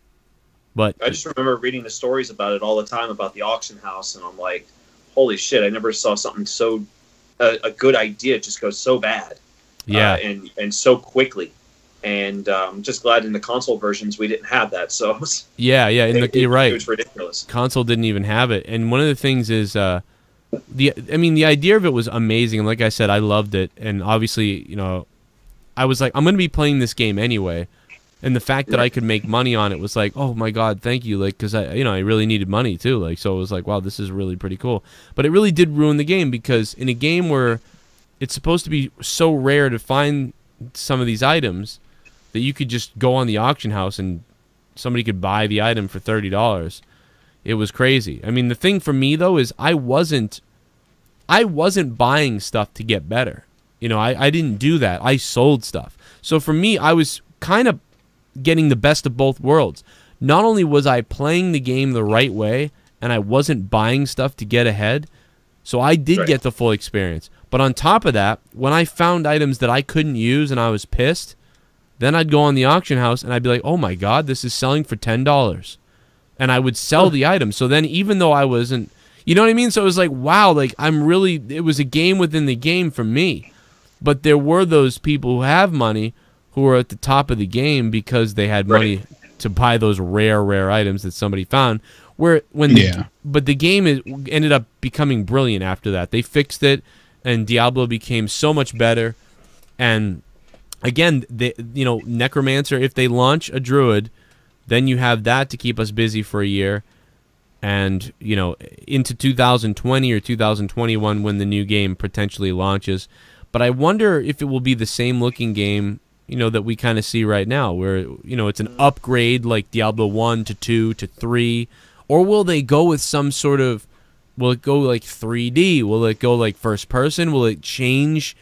What type of look will we get in Diablo 4? Like, I really am curious about what they'll do as far as that goes. I don't know if they'll go too drastic on that, like say go 3D. I can't see them doing that. Yeah. I think maybe they stick with that top down. If it ain't broke, don't fix it. So right. If that's what you want to go with, I think that they need to stay the same way. But spruce it up a little bit, but not. I think they know their audience. I think they know their audience too. I think they know that it's weird because there's this core amount of people that play that game. But again, I talked about it the other day. I think it was at one point. I don't know if it's been the record's been broken now, but when Diablo 3 came out, it broke the record for most copies sold in a day or something, or a week. Yeah, it was crazy. Yeah, it was something like that. It was some huge record that got destroyed. And it was wild. It was like, I mean, the other two copies of Diablo had sold, a combined 4 million or something. And this Diablo 3 sold 12 million. Like, it was pretty crazy. And yeah, I think it sold 1 million copies in a day or whatever it was. Yeah, it was some kind of record. But how upset are you going to be when you find out the next Diablo is a mobile free-to-play game? I said that. I said I know you said it earlier, but when you really hear the news. No, see, that's the thing is, I think with Command and Conquer, like a lot of people would point to Command and Conquer, like, oh, they did it with Command and Conquer.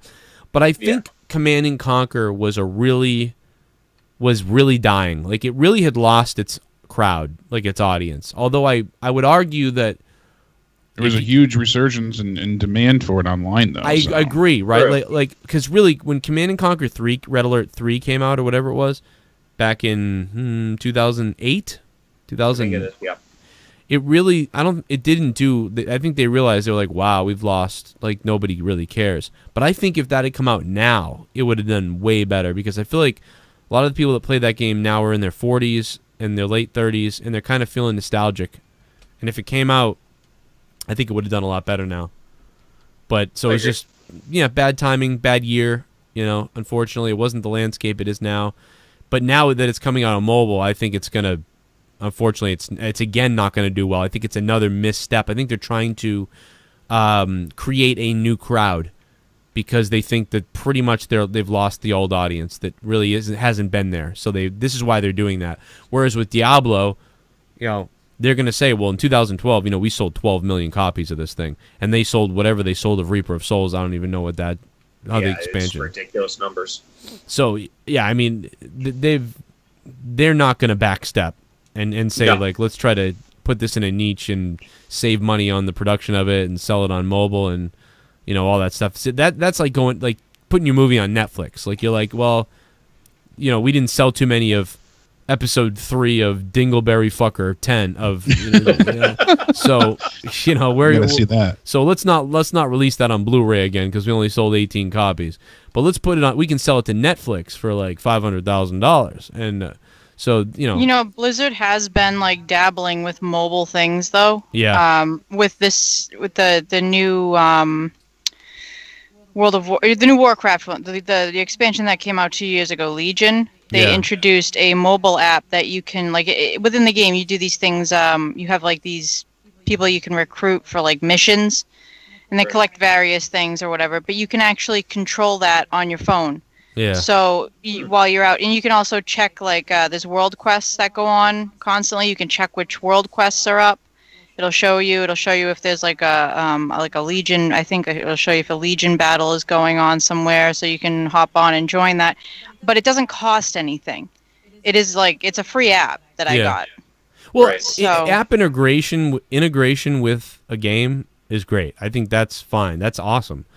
Even like Command and Conquer, if they had Command and Conquer, and like your mobile phone could be a map. So like you're playing live, and you can scroll around on your map using your mobile phone while you're in the game on the screen. That would be pretty goddamn sick. That would be cool. I think Xbox tried to do that at some point. It was called Smart Glass. Real? Oh yeah, that's right. Yeah. But you know what, Himmelgod, though, that's I feel like that's along the lines of like Kinect and stuff. Sometimes it's just an extra step that people they just don't even go into it, even though it's cool and like it sounds great. Like you just kind of think, like I'll just hit the select button and look at the map. I don't care. You know, even though it sounds really cool, and I think that there's a potential for it to miss.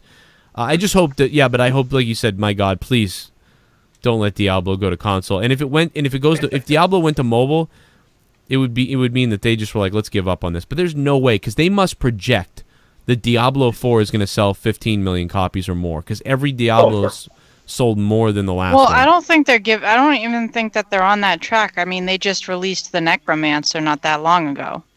You know, they're still putting effort in. Well, you heard but here's the thing: the crew really is a skeleton crew now, and they really are working on something. Well, else. The game's probably in maintenance mode at this point. That's what I said. I said that earlier. Yeah. So, I think you're outside, but I had to change a smelly diaper, so sorry. Well, but there is Leah. You weren't here, so I want to mention it. They have all the hiring jobs were closed down now. That means they've apparently hired everybody almost for whatever the new project is. And to me, like Jake said earlier, probably 3 years away from it coming out. Maybe 3, maybe 2, maybe 4. But 3 years to play something. It might be. They might announce something at this year's BlizzCon in December, though. I think it is. Right. But did I hear you? I thought I heard you. Druid. I was walking upstairs. I thought I heard you mention something about that like a re-release of Diablo 2 or something, and that it wouldn't be possible. David Brevik, the one who made the game, just says he doesn't think, he's the creator, Diablo 2, Diablo 1, but he basically said like it would be really tough to code that. The way it's coded, it's like insane. Okay, here's why that's crap.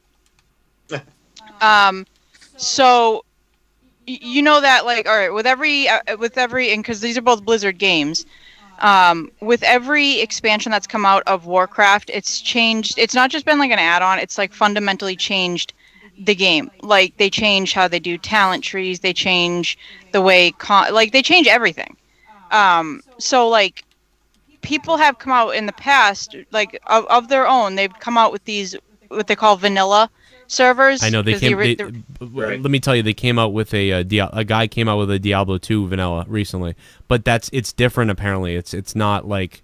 But I don't think it's impossible, because it's not, because you're taking a game that's just its own game in and of itself, Diablo 2. Right. If they can take Warcraft and rewind the clock, because what they've done is shut down all those servers. They kept shutting them down and everything. Right. And then they were finally like, all right, we're going to do it ourselves. And I guess it's almost to the point where I believe that they're probably going to announce pretty soon when that exactly is going to come out. But it's like if they're able to, they said like it becomes complicated, because they're rewinding the clock, and then it's also kind of like, what do we keep and what do we leave and stuff. Is there anything from the new games that was like just such a benefit that we're going to keep it instead of just going pure vanilla and not having anything? But if they can do that and they can rewind the clock on a game that's literally been fundamentally changed, like everything about this changed so much about it.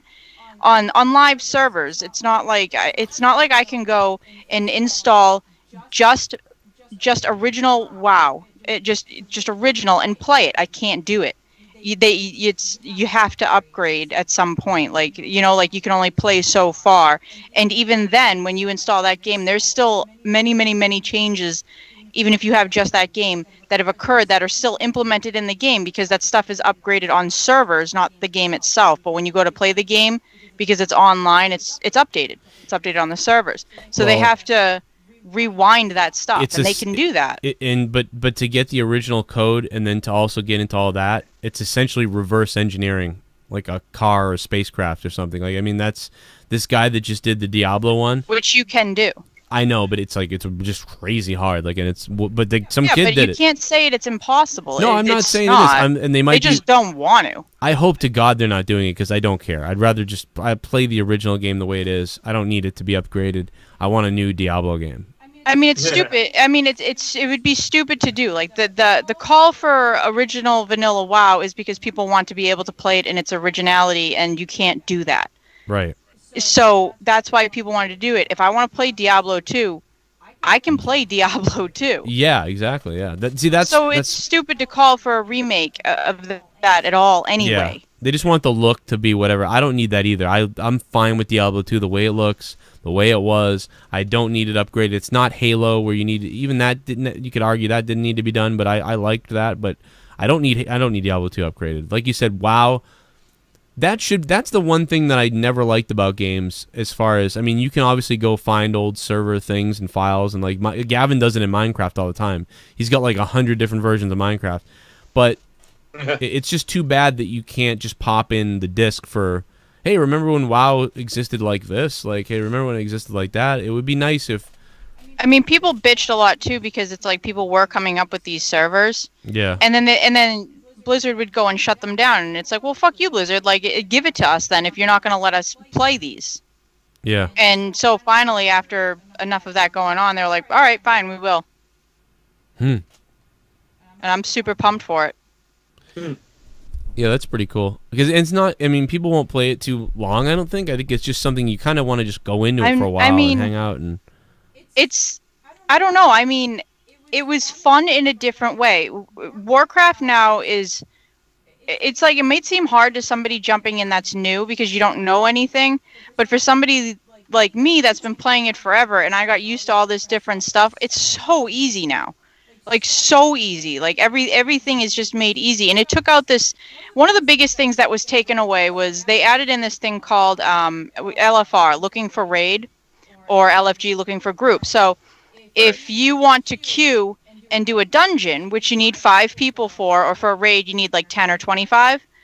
Yeah. You had to actually, in old WoW, you had to actually compile those people together. You had to put into chat, looking for this type of DPS, looking for a tank, looking for these healers, and you'd end up meeting people that way it was fun. You'd make guilds that way, you'd make friends that way. Now it just drops you into whatever. You just dropped in, and you end up also with like a bunch of idiots too. So you still deal do that with, in Destiny to this day. You can't just, there's no matchmaking for raids.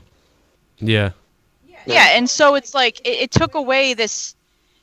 It took away this part of it that was like, it was a huge part of WoW. Like you remember Spoons, right? Yeah. We met him through WoW, like that's how we knew him, and like so like we've made friends on the game and stuff, and it took away this big thing that's important to people and something that was really fun about the game that's just really not there now.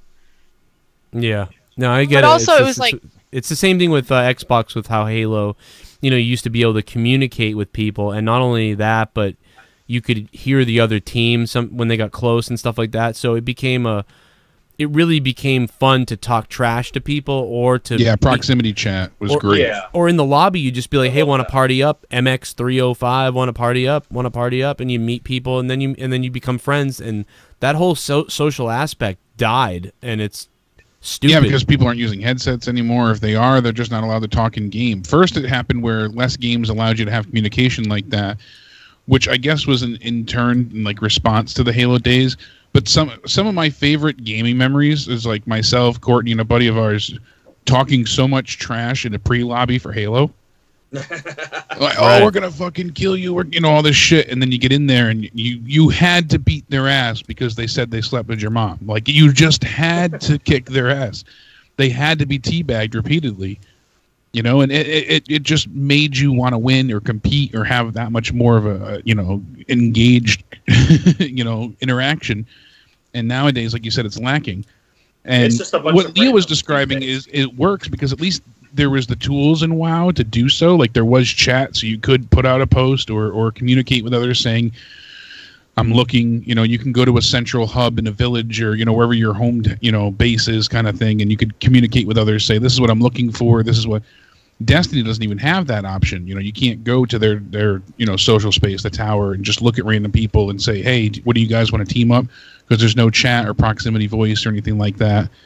There's not even an opt-in. You can do it in the wild, but not in-game. So you had to resort to elsewhere. If you don't know people, you had to find these sites, and then the qualifications to get put into these groups. They don't want to find somebody that hasn't run these activities before.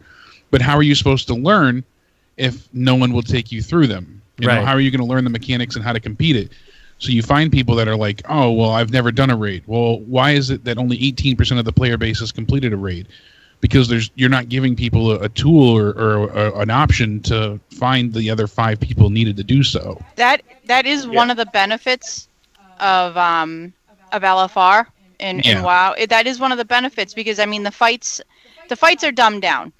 They take out some of the mechanics, you know, like, and they also have like sort of a fail safe. Like every time you fail a boss, you get like a 5% increase to damage and a 5% buff so that you don't, you know, take as much, have as much damage. It's to keep people there, but also it's because you do end up with a lot of new players. But it's, you know, like, but at least those new players can team up with people going forward, and then they learn how to you know, beat the boss, do the mechanics, and then they can get in with the bigger groups. You know. The problem is though, it's like. Because it used to be that like servers were independent of each other. Like there's multiple different servers in Warcraft, and when you start your character out, you pick your server. Yeah. And even that there's different types of servers, but so you're picking your server. When LFR, the way that LFR works is it takes people across all these different servers and puts them together. So you can't, like, you can friend people from these different servers, and so you can have friends or whatever, and you can still talk and everything across different servers. Now, you can't like make a guild. You can't do stuff in you know, like it's limiting in its own right. Yeah, there's a limit to it. But at least it's giving you the option. You can pay for server transfer, no? Oh yeah, but it's not cheap at all. I'm sure it's not, but at least the option's there. Yeah, but I mean, fuck that. Well, it's like 20. It's like fucking $25. For you, it might not be worth it, but if I had, you know, 5 people that I play with, they're all on the same server, and I'm the only one on the outs, you know, it might be necessary to do so. But the chances of finding people all on the same server, 5 other people on the same server, is like so slim. At least you all have the option to join if you wanted or needed to. You know, it's just, at least there's, you know, it's not ideal, but at least there is a workaround or an option, or, you know, there's some type of mechanic involved that can be to your benefit. You know, it's not all to your detriment. That's why, you know, I raided every week in Destiny, the original game, and loved it. I lived for it because, one, there was a reason to raid. You were actually getting stuff that mattered, that brought your character to the max, you know, power that you needed to be in the game. And Destiny, the sequel, they brought everything to focus on with casual players, essentially. And it was dumbed down to a sense that I could achieve max level by never going near anything endgame. I could just continue doing what I've done for the first 20 levels to get to the, you know, to the you know, get to the promised lands, to finish the game, essentially. So there wasn't a need to raid, but also there was no, you know, no method to meet other people. And that was the biggest hindrance of it all. There was no. But that just sounds. You know, that just sounds like more like, instead of having a tool like they have LFR in Warcraft, rather than doing something like that where you're taking away certain aspects, they just need to add sort of a chat feature. Yeah, a lobby. And you figure this is the, you know, going on the 5th year of the game being around where they still don't have these things implemented. They added a thing called guided games where you could possibly join up with a group that's willing to add in a fresh new players, but the parameters for that to be set, like you said, with the server issues, were so catastrophically difficult that it never worked out. The waiting period was something like 4 hours to get into a group like this. That's ridiculous.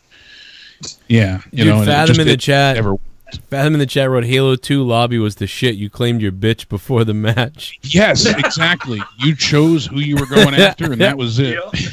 You. That's wicked funny. Like, and afterwards too. Super chat. Heist man DA04 MT Champer, you're all racist.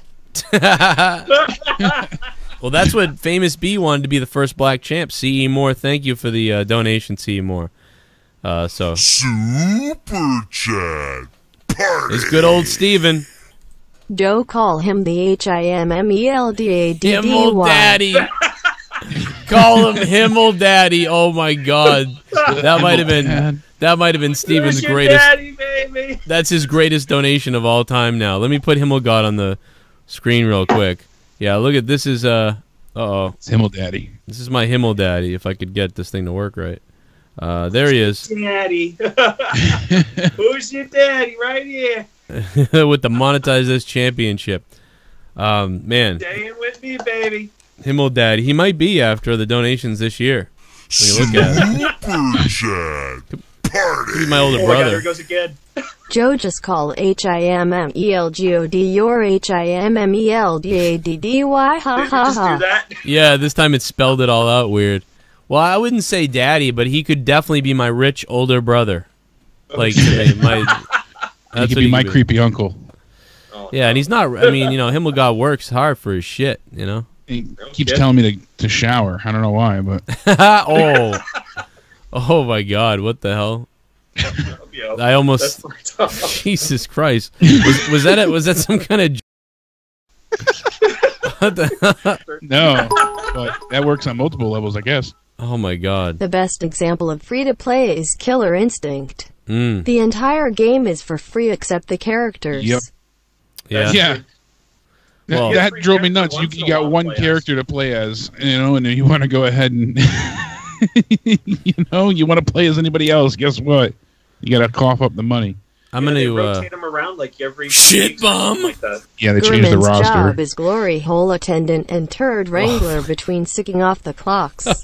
Oh my God. That's why he only donates $2 at a time, because that's his going rate for the blow. Oh, man. Jobs. Do you see how late the blow? Jobs. Like, what was that? Hey, Brett the Shitman Fart, thank you for the $5, Brett. You guys keep all my shows funded, so thank you for the donations. There's still a couple rolling in. We'll get to those. And in a few minutes, we'll have phone calls from anybody who wants to talk real quick, and we'll get out of here. And I'm going to be streaming Diablo and some things tonight, so I'll be up. Minnesota Vikings. German go eat a bullet, do us all a favor, burgers and BL listings. Burgers and blessings. Oh my God, he could open up a restaurant and call it Burgers and Blessings. Burgers and blessings. Burgers and blessings. Free prayer with every meal. Here's your bacon double cheeseburger. Blessings on blessings. And then he does this genuflex or whatever. Super chat. Thanks, see more. Dave Rose fan being a weirdo angry. No, okay. Heistman Defoe randomly with Dave Rose's name drop. Well, I wonder what Rose is doing now. Yeah, there was somebody in the chat named Dave Rose fan, so. Oh. Come here, Joe. I've seen Entertain ME. Dance. I hope I did, Steven, since that donation was from an hour ago. I hope we ended up entertaining you.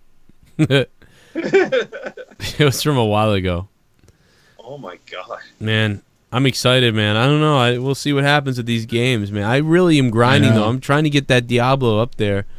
And dude, Gavin's like, hey, we play Diablo tomorrow, like all day. That's great. He only wants to play with me, though. He's like, oh, if I play with you, but so I'm like, oh man, I created a monster now. Pour me a beer. What the hell is that? What the? I've never seen that. I don't know. That's supposed to be the new subscriber gif, like where you're pouring a drink. Why is it all those weird symbols? What the hell is that now? What is that? Like, what is going on? Oh my God, dude, what is that? We're being hacked. Just be careful. Yeah, here we go.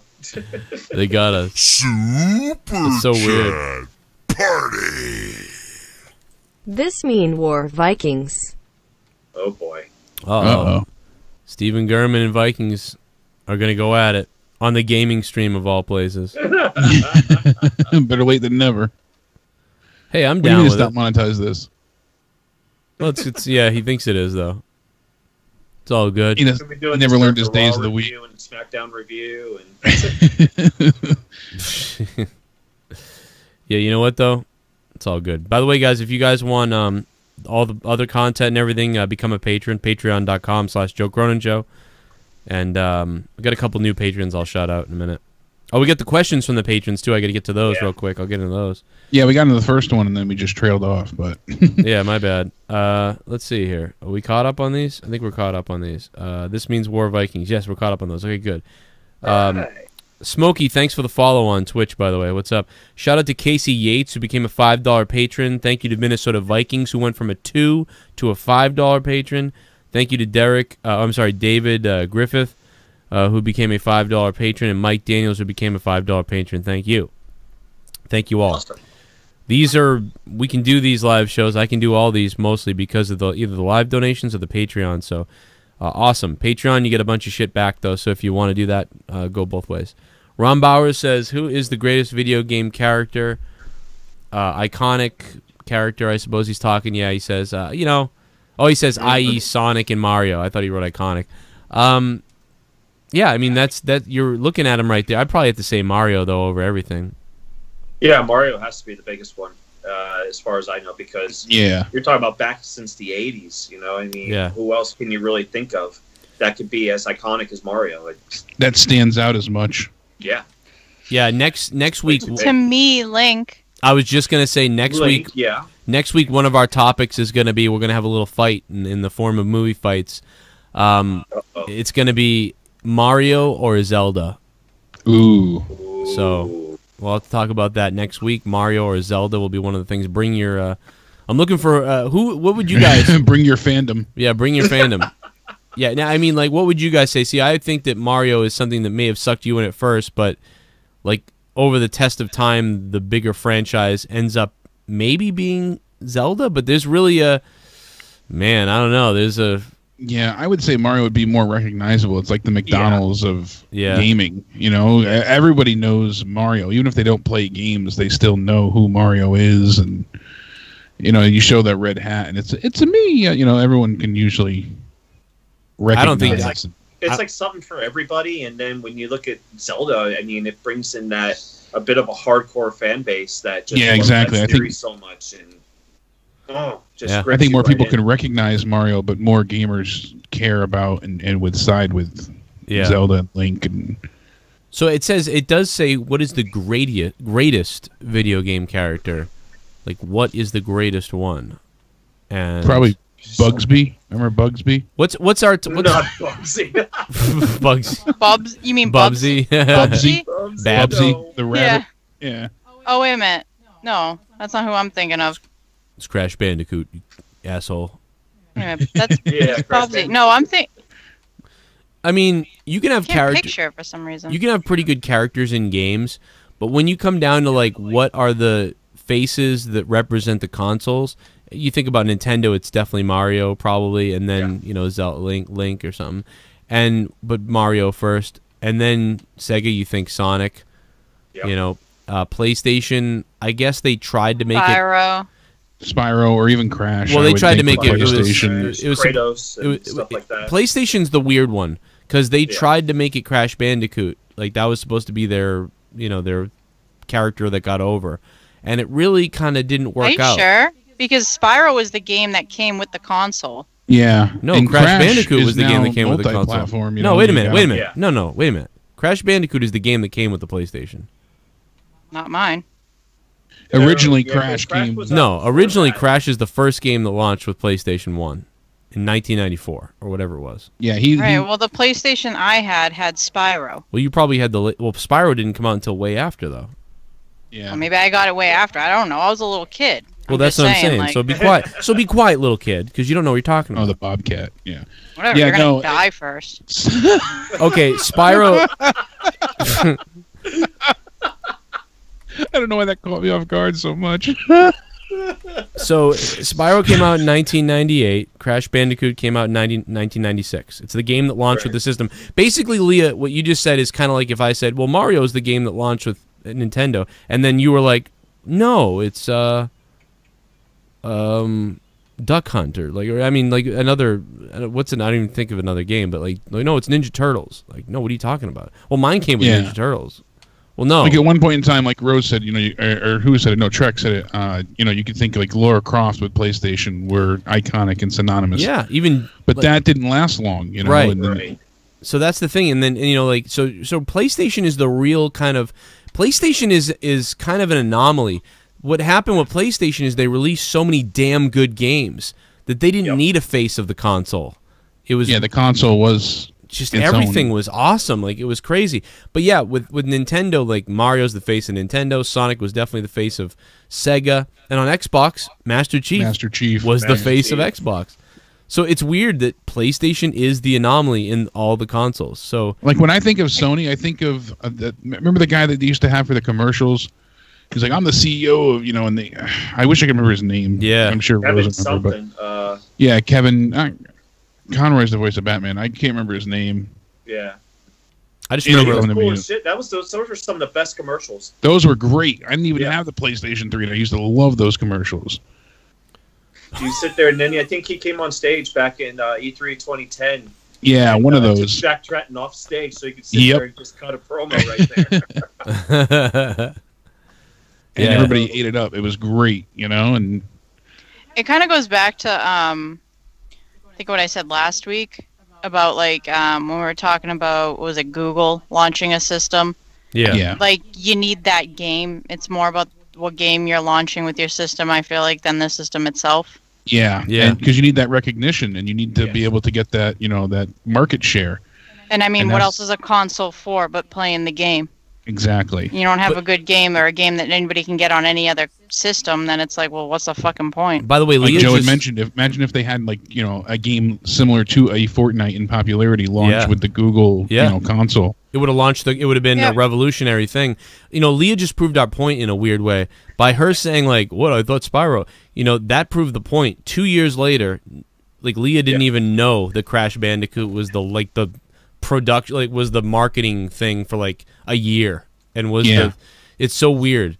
They had the guy in the costume with the bullhorn just sitting there, and it was ridiculous. It was ridiculous commercials, but they were funny, and it really helped sell the product. So, I mean, that's the early years of Naughty Dog before you get games like Uncharted and The Last of Us. They were doing Crash Bandicoot. Yeah. So it's amazing to see how a company has progressed. But yeah, Crash is a big icon when you think about it in the early PlayStation days before you had Kratos, or even when Solid Snake was exclusive to the PlayStation.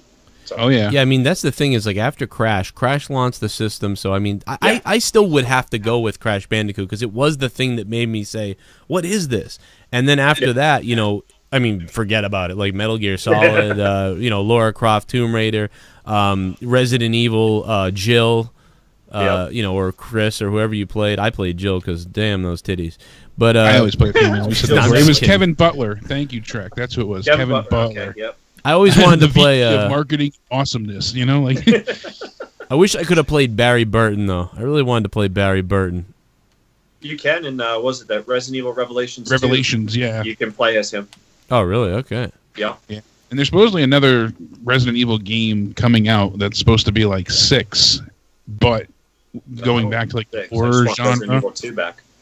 Well, while they're remaking that, apparently they're also doing another Resident Evil, game itself. But what are all our votes for this then? I mean, I'm gonna go Mario, but I would say Mario myself as well. I think that's just more easily recognizable than Zelda or Link would be. And I mean, even with, but not even just comparing it to that, just overall with everything. Because I mean, even for me, hey, I just looked up the list. Crash Bandicoot didn't launch with PlayStation. It came out in '96. Yeah, PlayStation launched in '95. I'm looking at the list of games, and I don't see Crash Bandicoot. Well, it came with the one that I got. What was the U.S. release? September 9th, 1995. United States? Came with the one I got. Huh. In Japan, it launched in '94. Okay, all right. Yeah, because I remember Japan got it earlier at one point, but I couldn't recall. Okay. Really, out of this whole list, the only thing I recognize really is Rayman. Oh, and Street Fighter. Yeah, I mean, they really didn't have a lot. Well, they have NBA Jam. Yeah. Ridge Racer. Yeah. Oh, Jet Moto. Jet Moto was starting the marketing with Crash. When did Jet Moto come out? In Road Rash? Because those were on Sega too. Yeah, but like those were on Sega. Yeah. Yeah, those were. They Sega. They weren't out on PlayStation at launch. I can tell you that. Right. Maybe not. But it was the. I have the list. Actually, I have the list in front of me of every game that was out at launch for each system. If you're curious about anything else, it looks like. No, I mean not too much right now. I know Halo came with, obviously came with Xbox because the day it came out, I opened it. But Mario came with, Nintendo, I think, and Sonic came with Sega. But I mean, from day one when they launched PlayStation, it was the Crash Bandicoot guy all over the place. There was actually a bunch that launched with Xbox. One of them is Shrek. Yeah, Xbox had quite a few. No, they didn't have just one game. They did have a bunch that did come out, but I specifically NASCAR was the first game I actually got. Right. Yeah, NASCAR launched with it. I do remember that.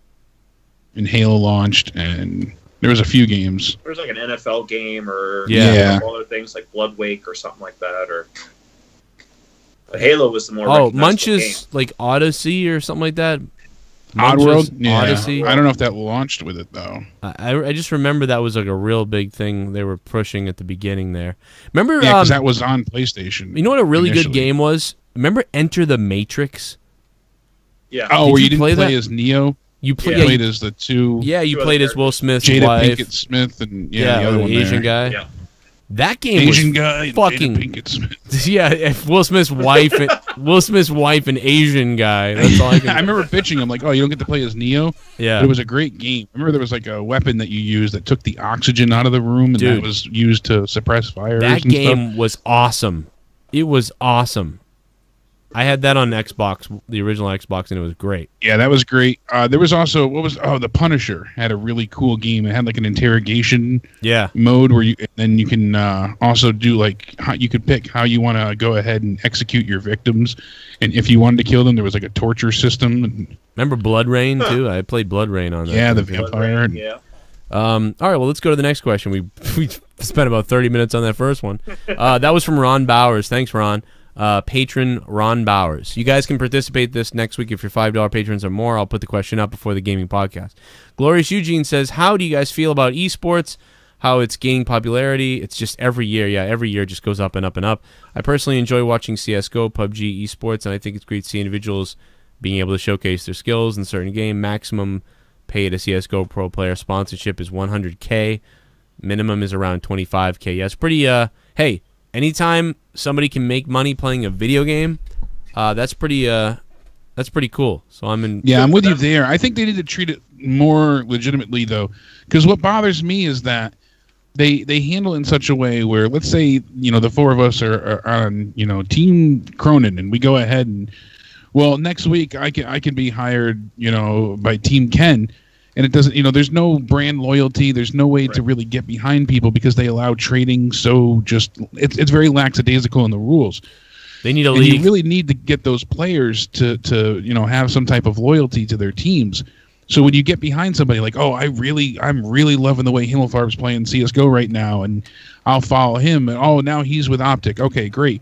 And then 2 games later it doesn't go your way. They let you go for somebody else. It's like you're going to start seeing. I really believe you're going to start seeing it like it's the NHL or NBA. I think they need to. You're going to see contracts that way. So you're going to see because you're going to see a league form if there's not one already. I know MLG is one. Well, they have the Overwatch League, which is a little bit more restrictive, and that's how it needs to be set up. But they need to also adapt and adopt some of like WWE style things where there's ability to have promos and ability to not entrances, but you need a bit more personality with it. You need to like the player, not just the game that they're playing. I think that would go a long way in making it be more successful as well.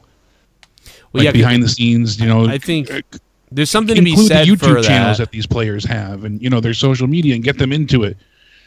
If the player has a following already, I mean, there's something to be said for that. But you know what? A lot of people would see that as kind of like CM Punk coming to the UFC. Like, okay, Keemstar is entering this contest, but he's not that good. But he's going to bring a bunch of eyes to the show, and he's got a following who's cheering for him. Whereas maybe everybody else, there's a little following for a team or whatever. But for the most part, people are going to be cheering for Keemstar.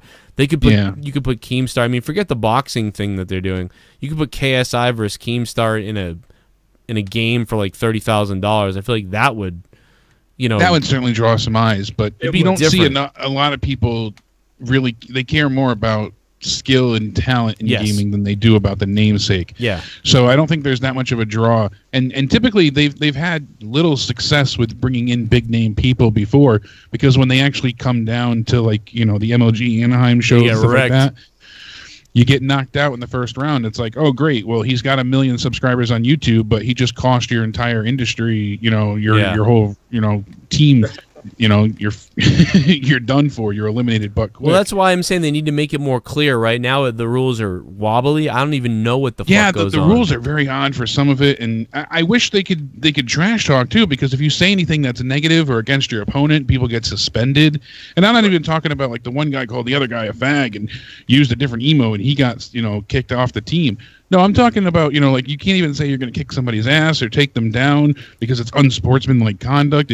You got to have bad blood. There's got to be rivalries, and I'm not saying go nuts, but you got to make it interesting. You want to see the Yankees and the Red Sox go at it because there's so much history between the two. Well, I would make the argument that it's just confusing from a bracket, you want to get behind a team and you don't even, and I know that I agree with you. I think it would be cool if some of that stuff existed, but I'm just confused by the whole damn thing in general. Like, it would be interesting if you saw like the Razor team like won 3 years in a row, and like this other team, cricket team, was trying to like catch up to them and they could never do it, and then people cheer. Yeah, an underdog getting their comeuppance. Yeah, and you want to see people from how they established, how they work through, how they earn their, and that's the thing too, is that not only do the players shift a lot, but the actual like their factions or their loyalties, like they'll switch from game to game, and that's a bit of an issue. You were a CS:GO team, now you're only a Fortnite team, and things like that. It's just, I don't know. Like I said, things need to be more clear and concise. Like if you put Doctor Dis, so big, so it's really blown up. It is, when yeah. you really think about it, in the last 10 years. Yeah, they're filling arenas for people to come and watch them play. Yeah, and now it's just ridiculous. Like they're getting on ESPN and whatever, and doing eSports out there, which is a big deal. Now a lot of people look at it as whatever, they don't care, but it's amazing that there's such a following out there. Sponsors are all over it, and there's a lot of money to be made. But I agree with you that there needs to be at least some sort of regulation or something, and a little bit more of a concise detail of how they do esports, and maybe also what considers a game to be an esport. Because so many developers these days, as they're making games, they have esports in mind, and it's kind of hard to say, hey, let's have a Fortnite esport. I can't see Battle Royale becoming an esport type of thing. So it already is, though, isn't it? Yeah, but it's so random. That's the only problem. It is weird, yeah. Yeah, I mean, well, like, there will be, like, PubG is going to be launching the new war mode soon, so you're going to start seeing, 20 on 20? Like, that could be... That'd be cool to have, different factions and stuff like that set up as well. And, but all these different foundations, you see it already, especially like with Cloud9 and a lot of Korean players and supporters. They have people wearing the jerseys of these players. Yeah. And then all of a sudden, a week later, their roster changes and stuff. So I think that's a huge part. They really need to have better defined rules, and they need to make it really clear on how some of these tournaments work, because I've seen people lose and then win the whole tournament. So yeah, is it a point system? Like, it needs to be done in a way where it follows consistently each time, where I wish they would set up, like they do have seasons. I've never watched Overwatch League. Never watched one. I'll tell you that. I've never watched one. Yeah. So that's, you're missing something. I've watched some of the stuff, but it's confusing unless you really, really follow it, because there's no point standing. There's no, like, they get into the tournaments and, all right, well, you need 2 wins, or if you get eliminated, once, then you get to go into a loser's bracket. It should be that simple, but no. Instead, it works out. Well, they got points for this round and points for that, and it's just it's too much to follow for casuals. So if they get the everyman into it, I think it'll really take off. Yeah. They're already selling out arenas for people to basically watch other people play video games. That's what it comes down to. So if you make it a little bit more personable, add a little bit more of the wow X factor for. How about you chop off the private parts of the team that loses? That would be. I'm down with that. No, would be cool is if they all got paintballed or something. Things like that would be pretty cool. When Vegas starts betting on it more consistently, and that's when it'll really become corrupt. Yeah, and then it's a big deal. Come on. Justin McNeil said, what game are you most looking forward to releasing out? Let me actually get to that last, because people asked before. Derek said, are the rumors about PS5 true? That seems inevitable. Yeah, I think we agree with that. Video game characters. We learned some of the specs that we were going out before. They're using that DDR6 RAM and stuff. So yeah, we kind of got to Derek's question a little bit there, and the other one, Derek. Thank you, Derek. Justin Sausage said, do you think Google might have a controller that will change the landscape of controllers, or will it be a basic concept? It's going to be hard to top what PlayStation has and what Xbox has. I just copying it. Yeah, most likely it will just be a copy with probably some kind of flair that stands out, I think, to separate it in a way. You know, because what the Steam controller was kind of just the Xbox controller, except the D-pad was bizarre, right? Like they did something weird. It was really oddly offset and uncomfortable. Allies and stuff like that. And it was what? Weird, like a pair of owl eyes. Yeah. It would be like the Google logo on the top or something. Yeah. Yeah, I don't know. I wonder. That's a good question. I wonder what it's going to be like. Hopefully, it's not like the first Xbox One. What game, Justin McNeil? What game are you most looking forward to? Coming up, I would have to tell. Probably my number 1 and 2. This is so stupid because I obviously, once I start to like a genre, I just kind of stick there. So I'm really interested in the new Halo, and what they do with Diablo 4, which is those two things are really interesting to me because those are my two favorite things. But what are you guys interested in? Red Dead Redemption 2 is the one I'm really interested in. This is a game that it's been like I love the first one from back in 2010, and we're waited 8 years to see what looks to be a prequel at this point. Yeah, and I'm really excited for it to go back in the Old West because it really excited me about that for the first game, and just to go back to that and being a cowboy, forming a posse and stuff like that, rob trains, rob banks, whatever you got to do. Yeah, it might feel a little GTA-ish, but I just find it a lot of fun to get together a group of people and just sit there and be cowboys. Why not? We really think the online multiplayer there is going to steal the show too. I really do. Oh yeah. Yeah, especially knowing what they did with GTA and how they were able to just bleed everyone dry for money. I'm really curious what they're going to do in an Old West setting. How are they going to implement shark cards or DLC or purchasable content? That's certainly a huge underlying question. But I'm with you there, 110%. The story where I love those type of story games, and I cannot wait to see where this goes. Yeah, I came into the original Red Dead rather late. That game may blow up, man. That could be that game we've been talking about. It's like a volcano ready to erupt. That game possibly because everyone's talking about that. Yeah, that would be my one. I've got a couple. I can't choose. What are you looking forward to? Well, name them. I named 2. Pokemon. It's in November. Which Pokemon? Well, the new console one. It's going to be for Switch. Oh, okay.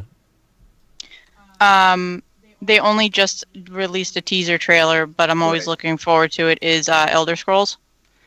Oh yeah. Okay. Yep. And Battle for Azeroth comes out, I think, also in November.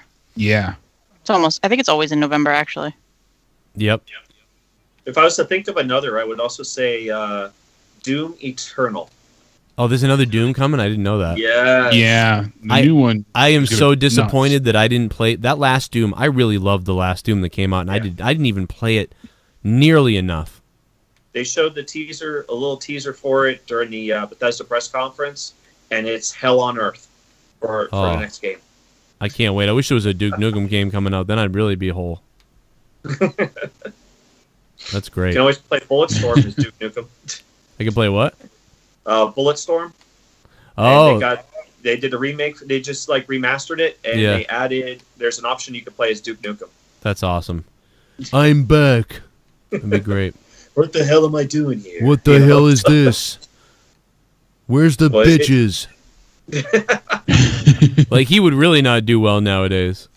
Imagine Duke. They wouldn't even make a Duke Nukem game now, I feel like. I know. Probably not. No, I was even amazed at the last one, what they did in that. They had just almost naked women around the mansion. I was like, wow, this is awesome, because I thought they were going to puss out on all this stuff. Oh my god, Duke Nukem Forever. Why did they fuck that up? I loved it until about the middle way through where the game broke and then you got stuck somewhere. Yeah, and then it was done for. You know what? Go figure. Today is National Video Games Day as well. I didn't know that. We didn't even know that. So there you go. There's your There's your title. Hashtag National Video Games Day. That is hilarious. I might stream Doom later now because you brought it up. There you go. Screw it. Well, guys, we'll take a quick couple phone calls if you want. By the way, Jet17, thanks for 718. Jet, thanks for resubbing to me on Twitch. And thanks to Casey Yates, who became a patron. I think I already shouted that out, but I did it again now. See what these donations come in. We'll take phone calls. Super chat. Real quick. Party. Just remember I am not Tommy Vikings. Okay. All right, Steven. Mr. Steven Gurman. Thanks for the $4, Steve. I'm calling you Steve now. 857, what's up? Nothing, Joe. I was wondering, have you talked about virtual reality yet or no? We talked a little bit about it earlier. I was just basically saying that I felt, it was interesting how it, again, feels like it kind of fizzled out a little bit because I loved putting on, just my only stint with virtual reality was putting on the Google thing on my phone and playing a couple games like Buck Shooter, and I loved it, dude. I really loved it, but the idea that it would kill my phone really quick and stuff like that, that's what downed me on that, and it was cheap. But also, I just can't afford to play to spend... I think I know what would help to get better, especially with the PlayStation VR. Okay, what would be better? Well, if you can network and then everybody can, there could be a game, for example, where everybody takes turns banging Minnesota Vikings mom. Oh my god!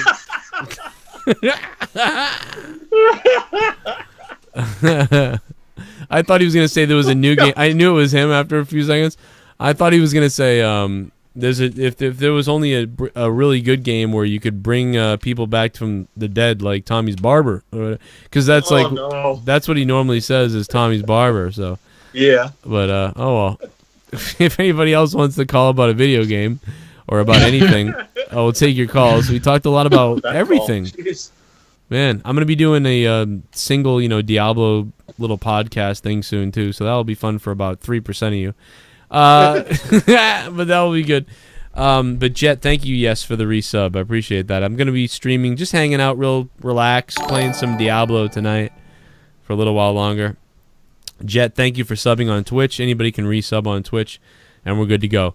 Speaking of that, I think we are good to go. Anything else anybody wanted to shout out before we get out of here? Oh, I'm good. No, that was. I think we covered it. We touched a lot of stuff on here. Yeah, we did. Yeah, we talked about a lot of shit. Well, we missed we missed Troy. I thought he would actually be here at some point, but we missed out.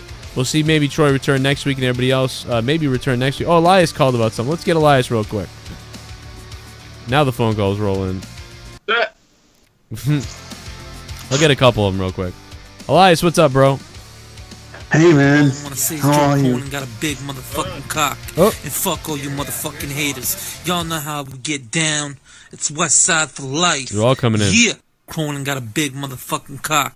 Did you guys play either of the Manhunt games? Also probably could not be made now, but was pretty innovative in terms of story and violence levels. It depresses me that there's an idea that things can't be made now, because video games are creative and bizarre, and you should be able to just do anything. Abel Salas Jr., thanks for the $6. You should be able to do I mean, dude, I just watched a Slayer video earlier where they chopped the guy's head off and stabbed him and did all this crazy stuff. If that's up on YouTube and that's art, why can't it be in a video game? I don't get it. Yeah, really. So I mean, Manhunt was pretty violent because I remember playing that first one. It was awesome. I mean, but to today, it's hard to sit there and try and control it because that camera was wonky as hell. But it was fun. I will say that. I didn't get a chance to play Manhunt 2, but first one was pretty cool. I played the first one and that was it. But same thing. I don't know why. Maybe it was because of the way the first one was. Elias, what's up, bro? Elias. Hey, Elias. Yeah. What's up, baby? I'm a video game guy, so the most game is gonna beat odds the game this year is Red Dead Redemption. Yeah. See, there you go. See, this game is gonna blow up. I'm telling you. Yeah. Oh, this game is gonna be huge. Every single person that's huge into Fortnite right now, I'm talking influencers, personalities, streamers, YouTubers. Yep. All of them, from Ali A to Champ Chong to every last one of them is going to be getting rid of news, all of it. They're going to be all over.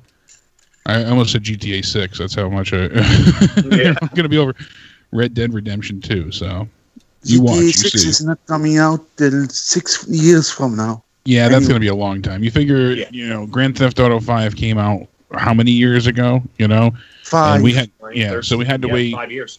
Yeah, so we had 5 years since the last Rockstar release, essentially, and then 2018 will be, Red Dead Redemption 2. So you're looking at 5 years, possibly at least 4, into the next release for them. It's gonna be on the PS5 anyways. Yeah, it'll be a second-year title. As where Xbox will have Halo Infinite as a launch title for their new console. You should be excited, Elias. They're gonna have new physics in NHL next year. Yeah, I already pre-ordered the Wayne Gretzky edition. Whoa. Oh, baby. I didn't even know about that. Well, hey, Elias, I'm going to let you go, man, but it's good to hear from you. Yeah. Yeah, have a good night. All right, love you, man. Thanks, Elias. Hey, real quick, we got one more. 254, what's up? Hey, what's up, man? I'm taking a shit on the tour right now, man. Well, let me tell you something.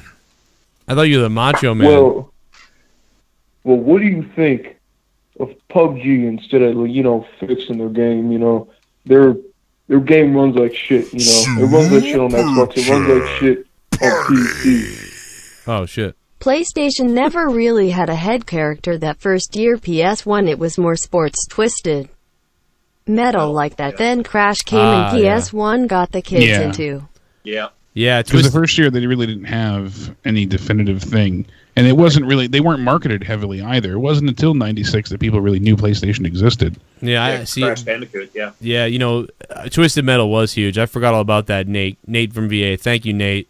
It wasn't huge at release though. It took a while to catch on. By the time the second one came out is when everybody cared about the first one. Honestly. Yeah, one of my earliest games was it was like NBA Shootout or something. I don't know. I had something, but thank you, Nate. Yeah, 254. What'd you say about PUBG? You said PUBG something about how it sucks. Are they going to do something? Is that what you're saying? What do you think of them? Adding all these bullshit micro DLCs and loot crates instead of fixing the game. Basically, the game runs like shit on PC and it runs shit on console, and they're adding all these stupid ass micro DLCs instead of fixing their shit. I feel like they're just trying to maximize profit. Yeah, they're not looking very good. They're not looking good because the game runs so damn goofy that they're gonna sour a lot of the audience. But I think they've got a lot of these things. They have a financial map, a roadmap of what they need to do to continue to keep going forward. So while it may seem ridiculous that the game still can't load a building when you land, but they're trying to sell us, purple Rainmaker friggin' sneakers or whatever the hell. It seems ridiculous and insulting and stupid. I just think that they're operating from separate, directions. Like there's a group that's working on that DLC that, probably isn't working on optimizing the game. There's probably two different teams. So they feel that they're going to push forward with it anyway because otherwise they'll run out of money or they're behind in budget, so then they won't make improvements going forward. So they feel that they have to run it that way. I think. But it's hard to not look at them as greedy when it's like, your goddamn game ain't even right yet. So I don't know. I agree with you, but at the same time, I see what they're doing. And to be honest, at this point, I will say it's amazing. I'm actually blown away that it hasn't already been here. And we've been playing this for a year now. I'm surprised this hasn't been in the game for the last 6 months at least. So the fact that it's eventually coming, I don't think we're even going to see it until the winter time. Jake, is there a time period on this? That we're supposedly getting all this new stuff in winter. That's all it says so far. So okay, like you said, it'll be a while before that. All this new content comes, like the new game mode and the new map and Well, we'll get the one. We're getting the one new map soon, right? We're getting the one new map and gameplay. They were supposed to, but all I heard it's still coming soon. No tentative date. There's a patch coming out tomorrow night that's supposed to be huge. But again, that's just an update, so that's not new content. Right. Well, I thought this jungle map was coming in at the end of July. It was supposed to. Yeah. Oh my God. Still waiting. And when is War Mode coming? Isn't that also end of July? That was supposed to be end of July, early August, but now it might be pushed back as well. Oh boy, September. See you in September. Then we'll bring you your loot boxes on top of that. There you go. Yeah, there you go. They've got to get that out first to make people happy. All right, guys, we'll see you later. I'm staying live. I'm going live on Twitch with Diablo, so if anybody wants to come hang out on Twitch, I'm going live just to chill out and relax and whatever. Outside of school with a couple of my boys, West Philadelphia. Thanks to the Himmel God, Brian Himmelfarb. Thank you. Born and raised. Yeah, baby. Himmel God, what's your YouTube channel again? It is youtube.com/BuzzKillerB. We're closing in on 200 subs, guys. You guys are killing it. Whoa, almost to 200 subs, BuzzKiller B on Brian Himmelgod. I'll retweet it later, so in case anybody's like, I'm retarded. Well, you'll find it. And thanks to Jake DeMarco at Countdown Ended on Twitter. I'm at Real Cronin. Again, think about becoming a patron to support what we do here and get 5 to 8 hours of bonus content a week. Patreon.com/Joe Cronin Show. And thanks for wherever you're listening on the podcast, YouTube, wherever. Episode 3. We'll see you next week for episode 4. We're going to debate, was Zelda or Mario the better game, the bigger game for Nintendo? And we're also going to have a lot of calls next week, too. So that will be really cool. Yeah, baby. Yeah, well, it won't be Sunday. It'll be the Sunday after because next week. Oh, that's right. That's really important. I'm sorry. I'm glad you brought that up. We won't be here Sunday night next week. That's right. So I'm glad you brought that up. Jeez, I forgot. 2 weeks. Yeah. It'll be no, I think we're going to do, I think we're going to have a podcast come out, but it won't be live. That's the only thing. It won't be live. I'll have a little mini podcast come out. We're going to be talking about the upcoming releases in the video game world in 2019. The 2019 list. So that will be fun. We'll talk about that shit. Good night, everybody.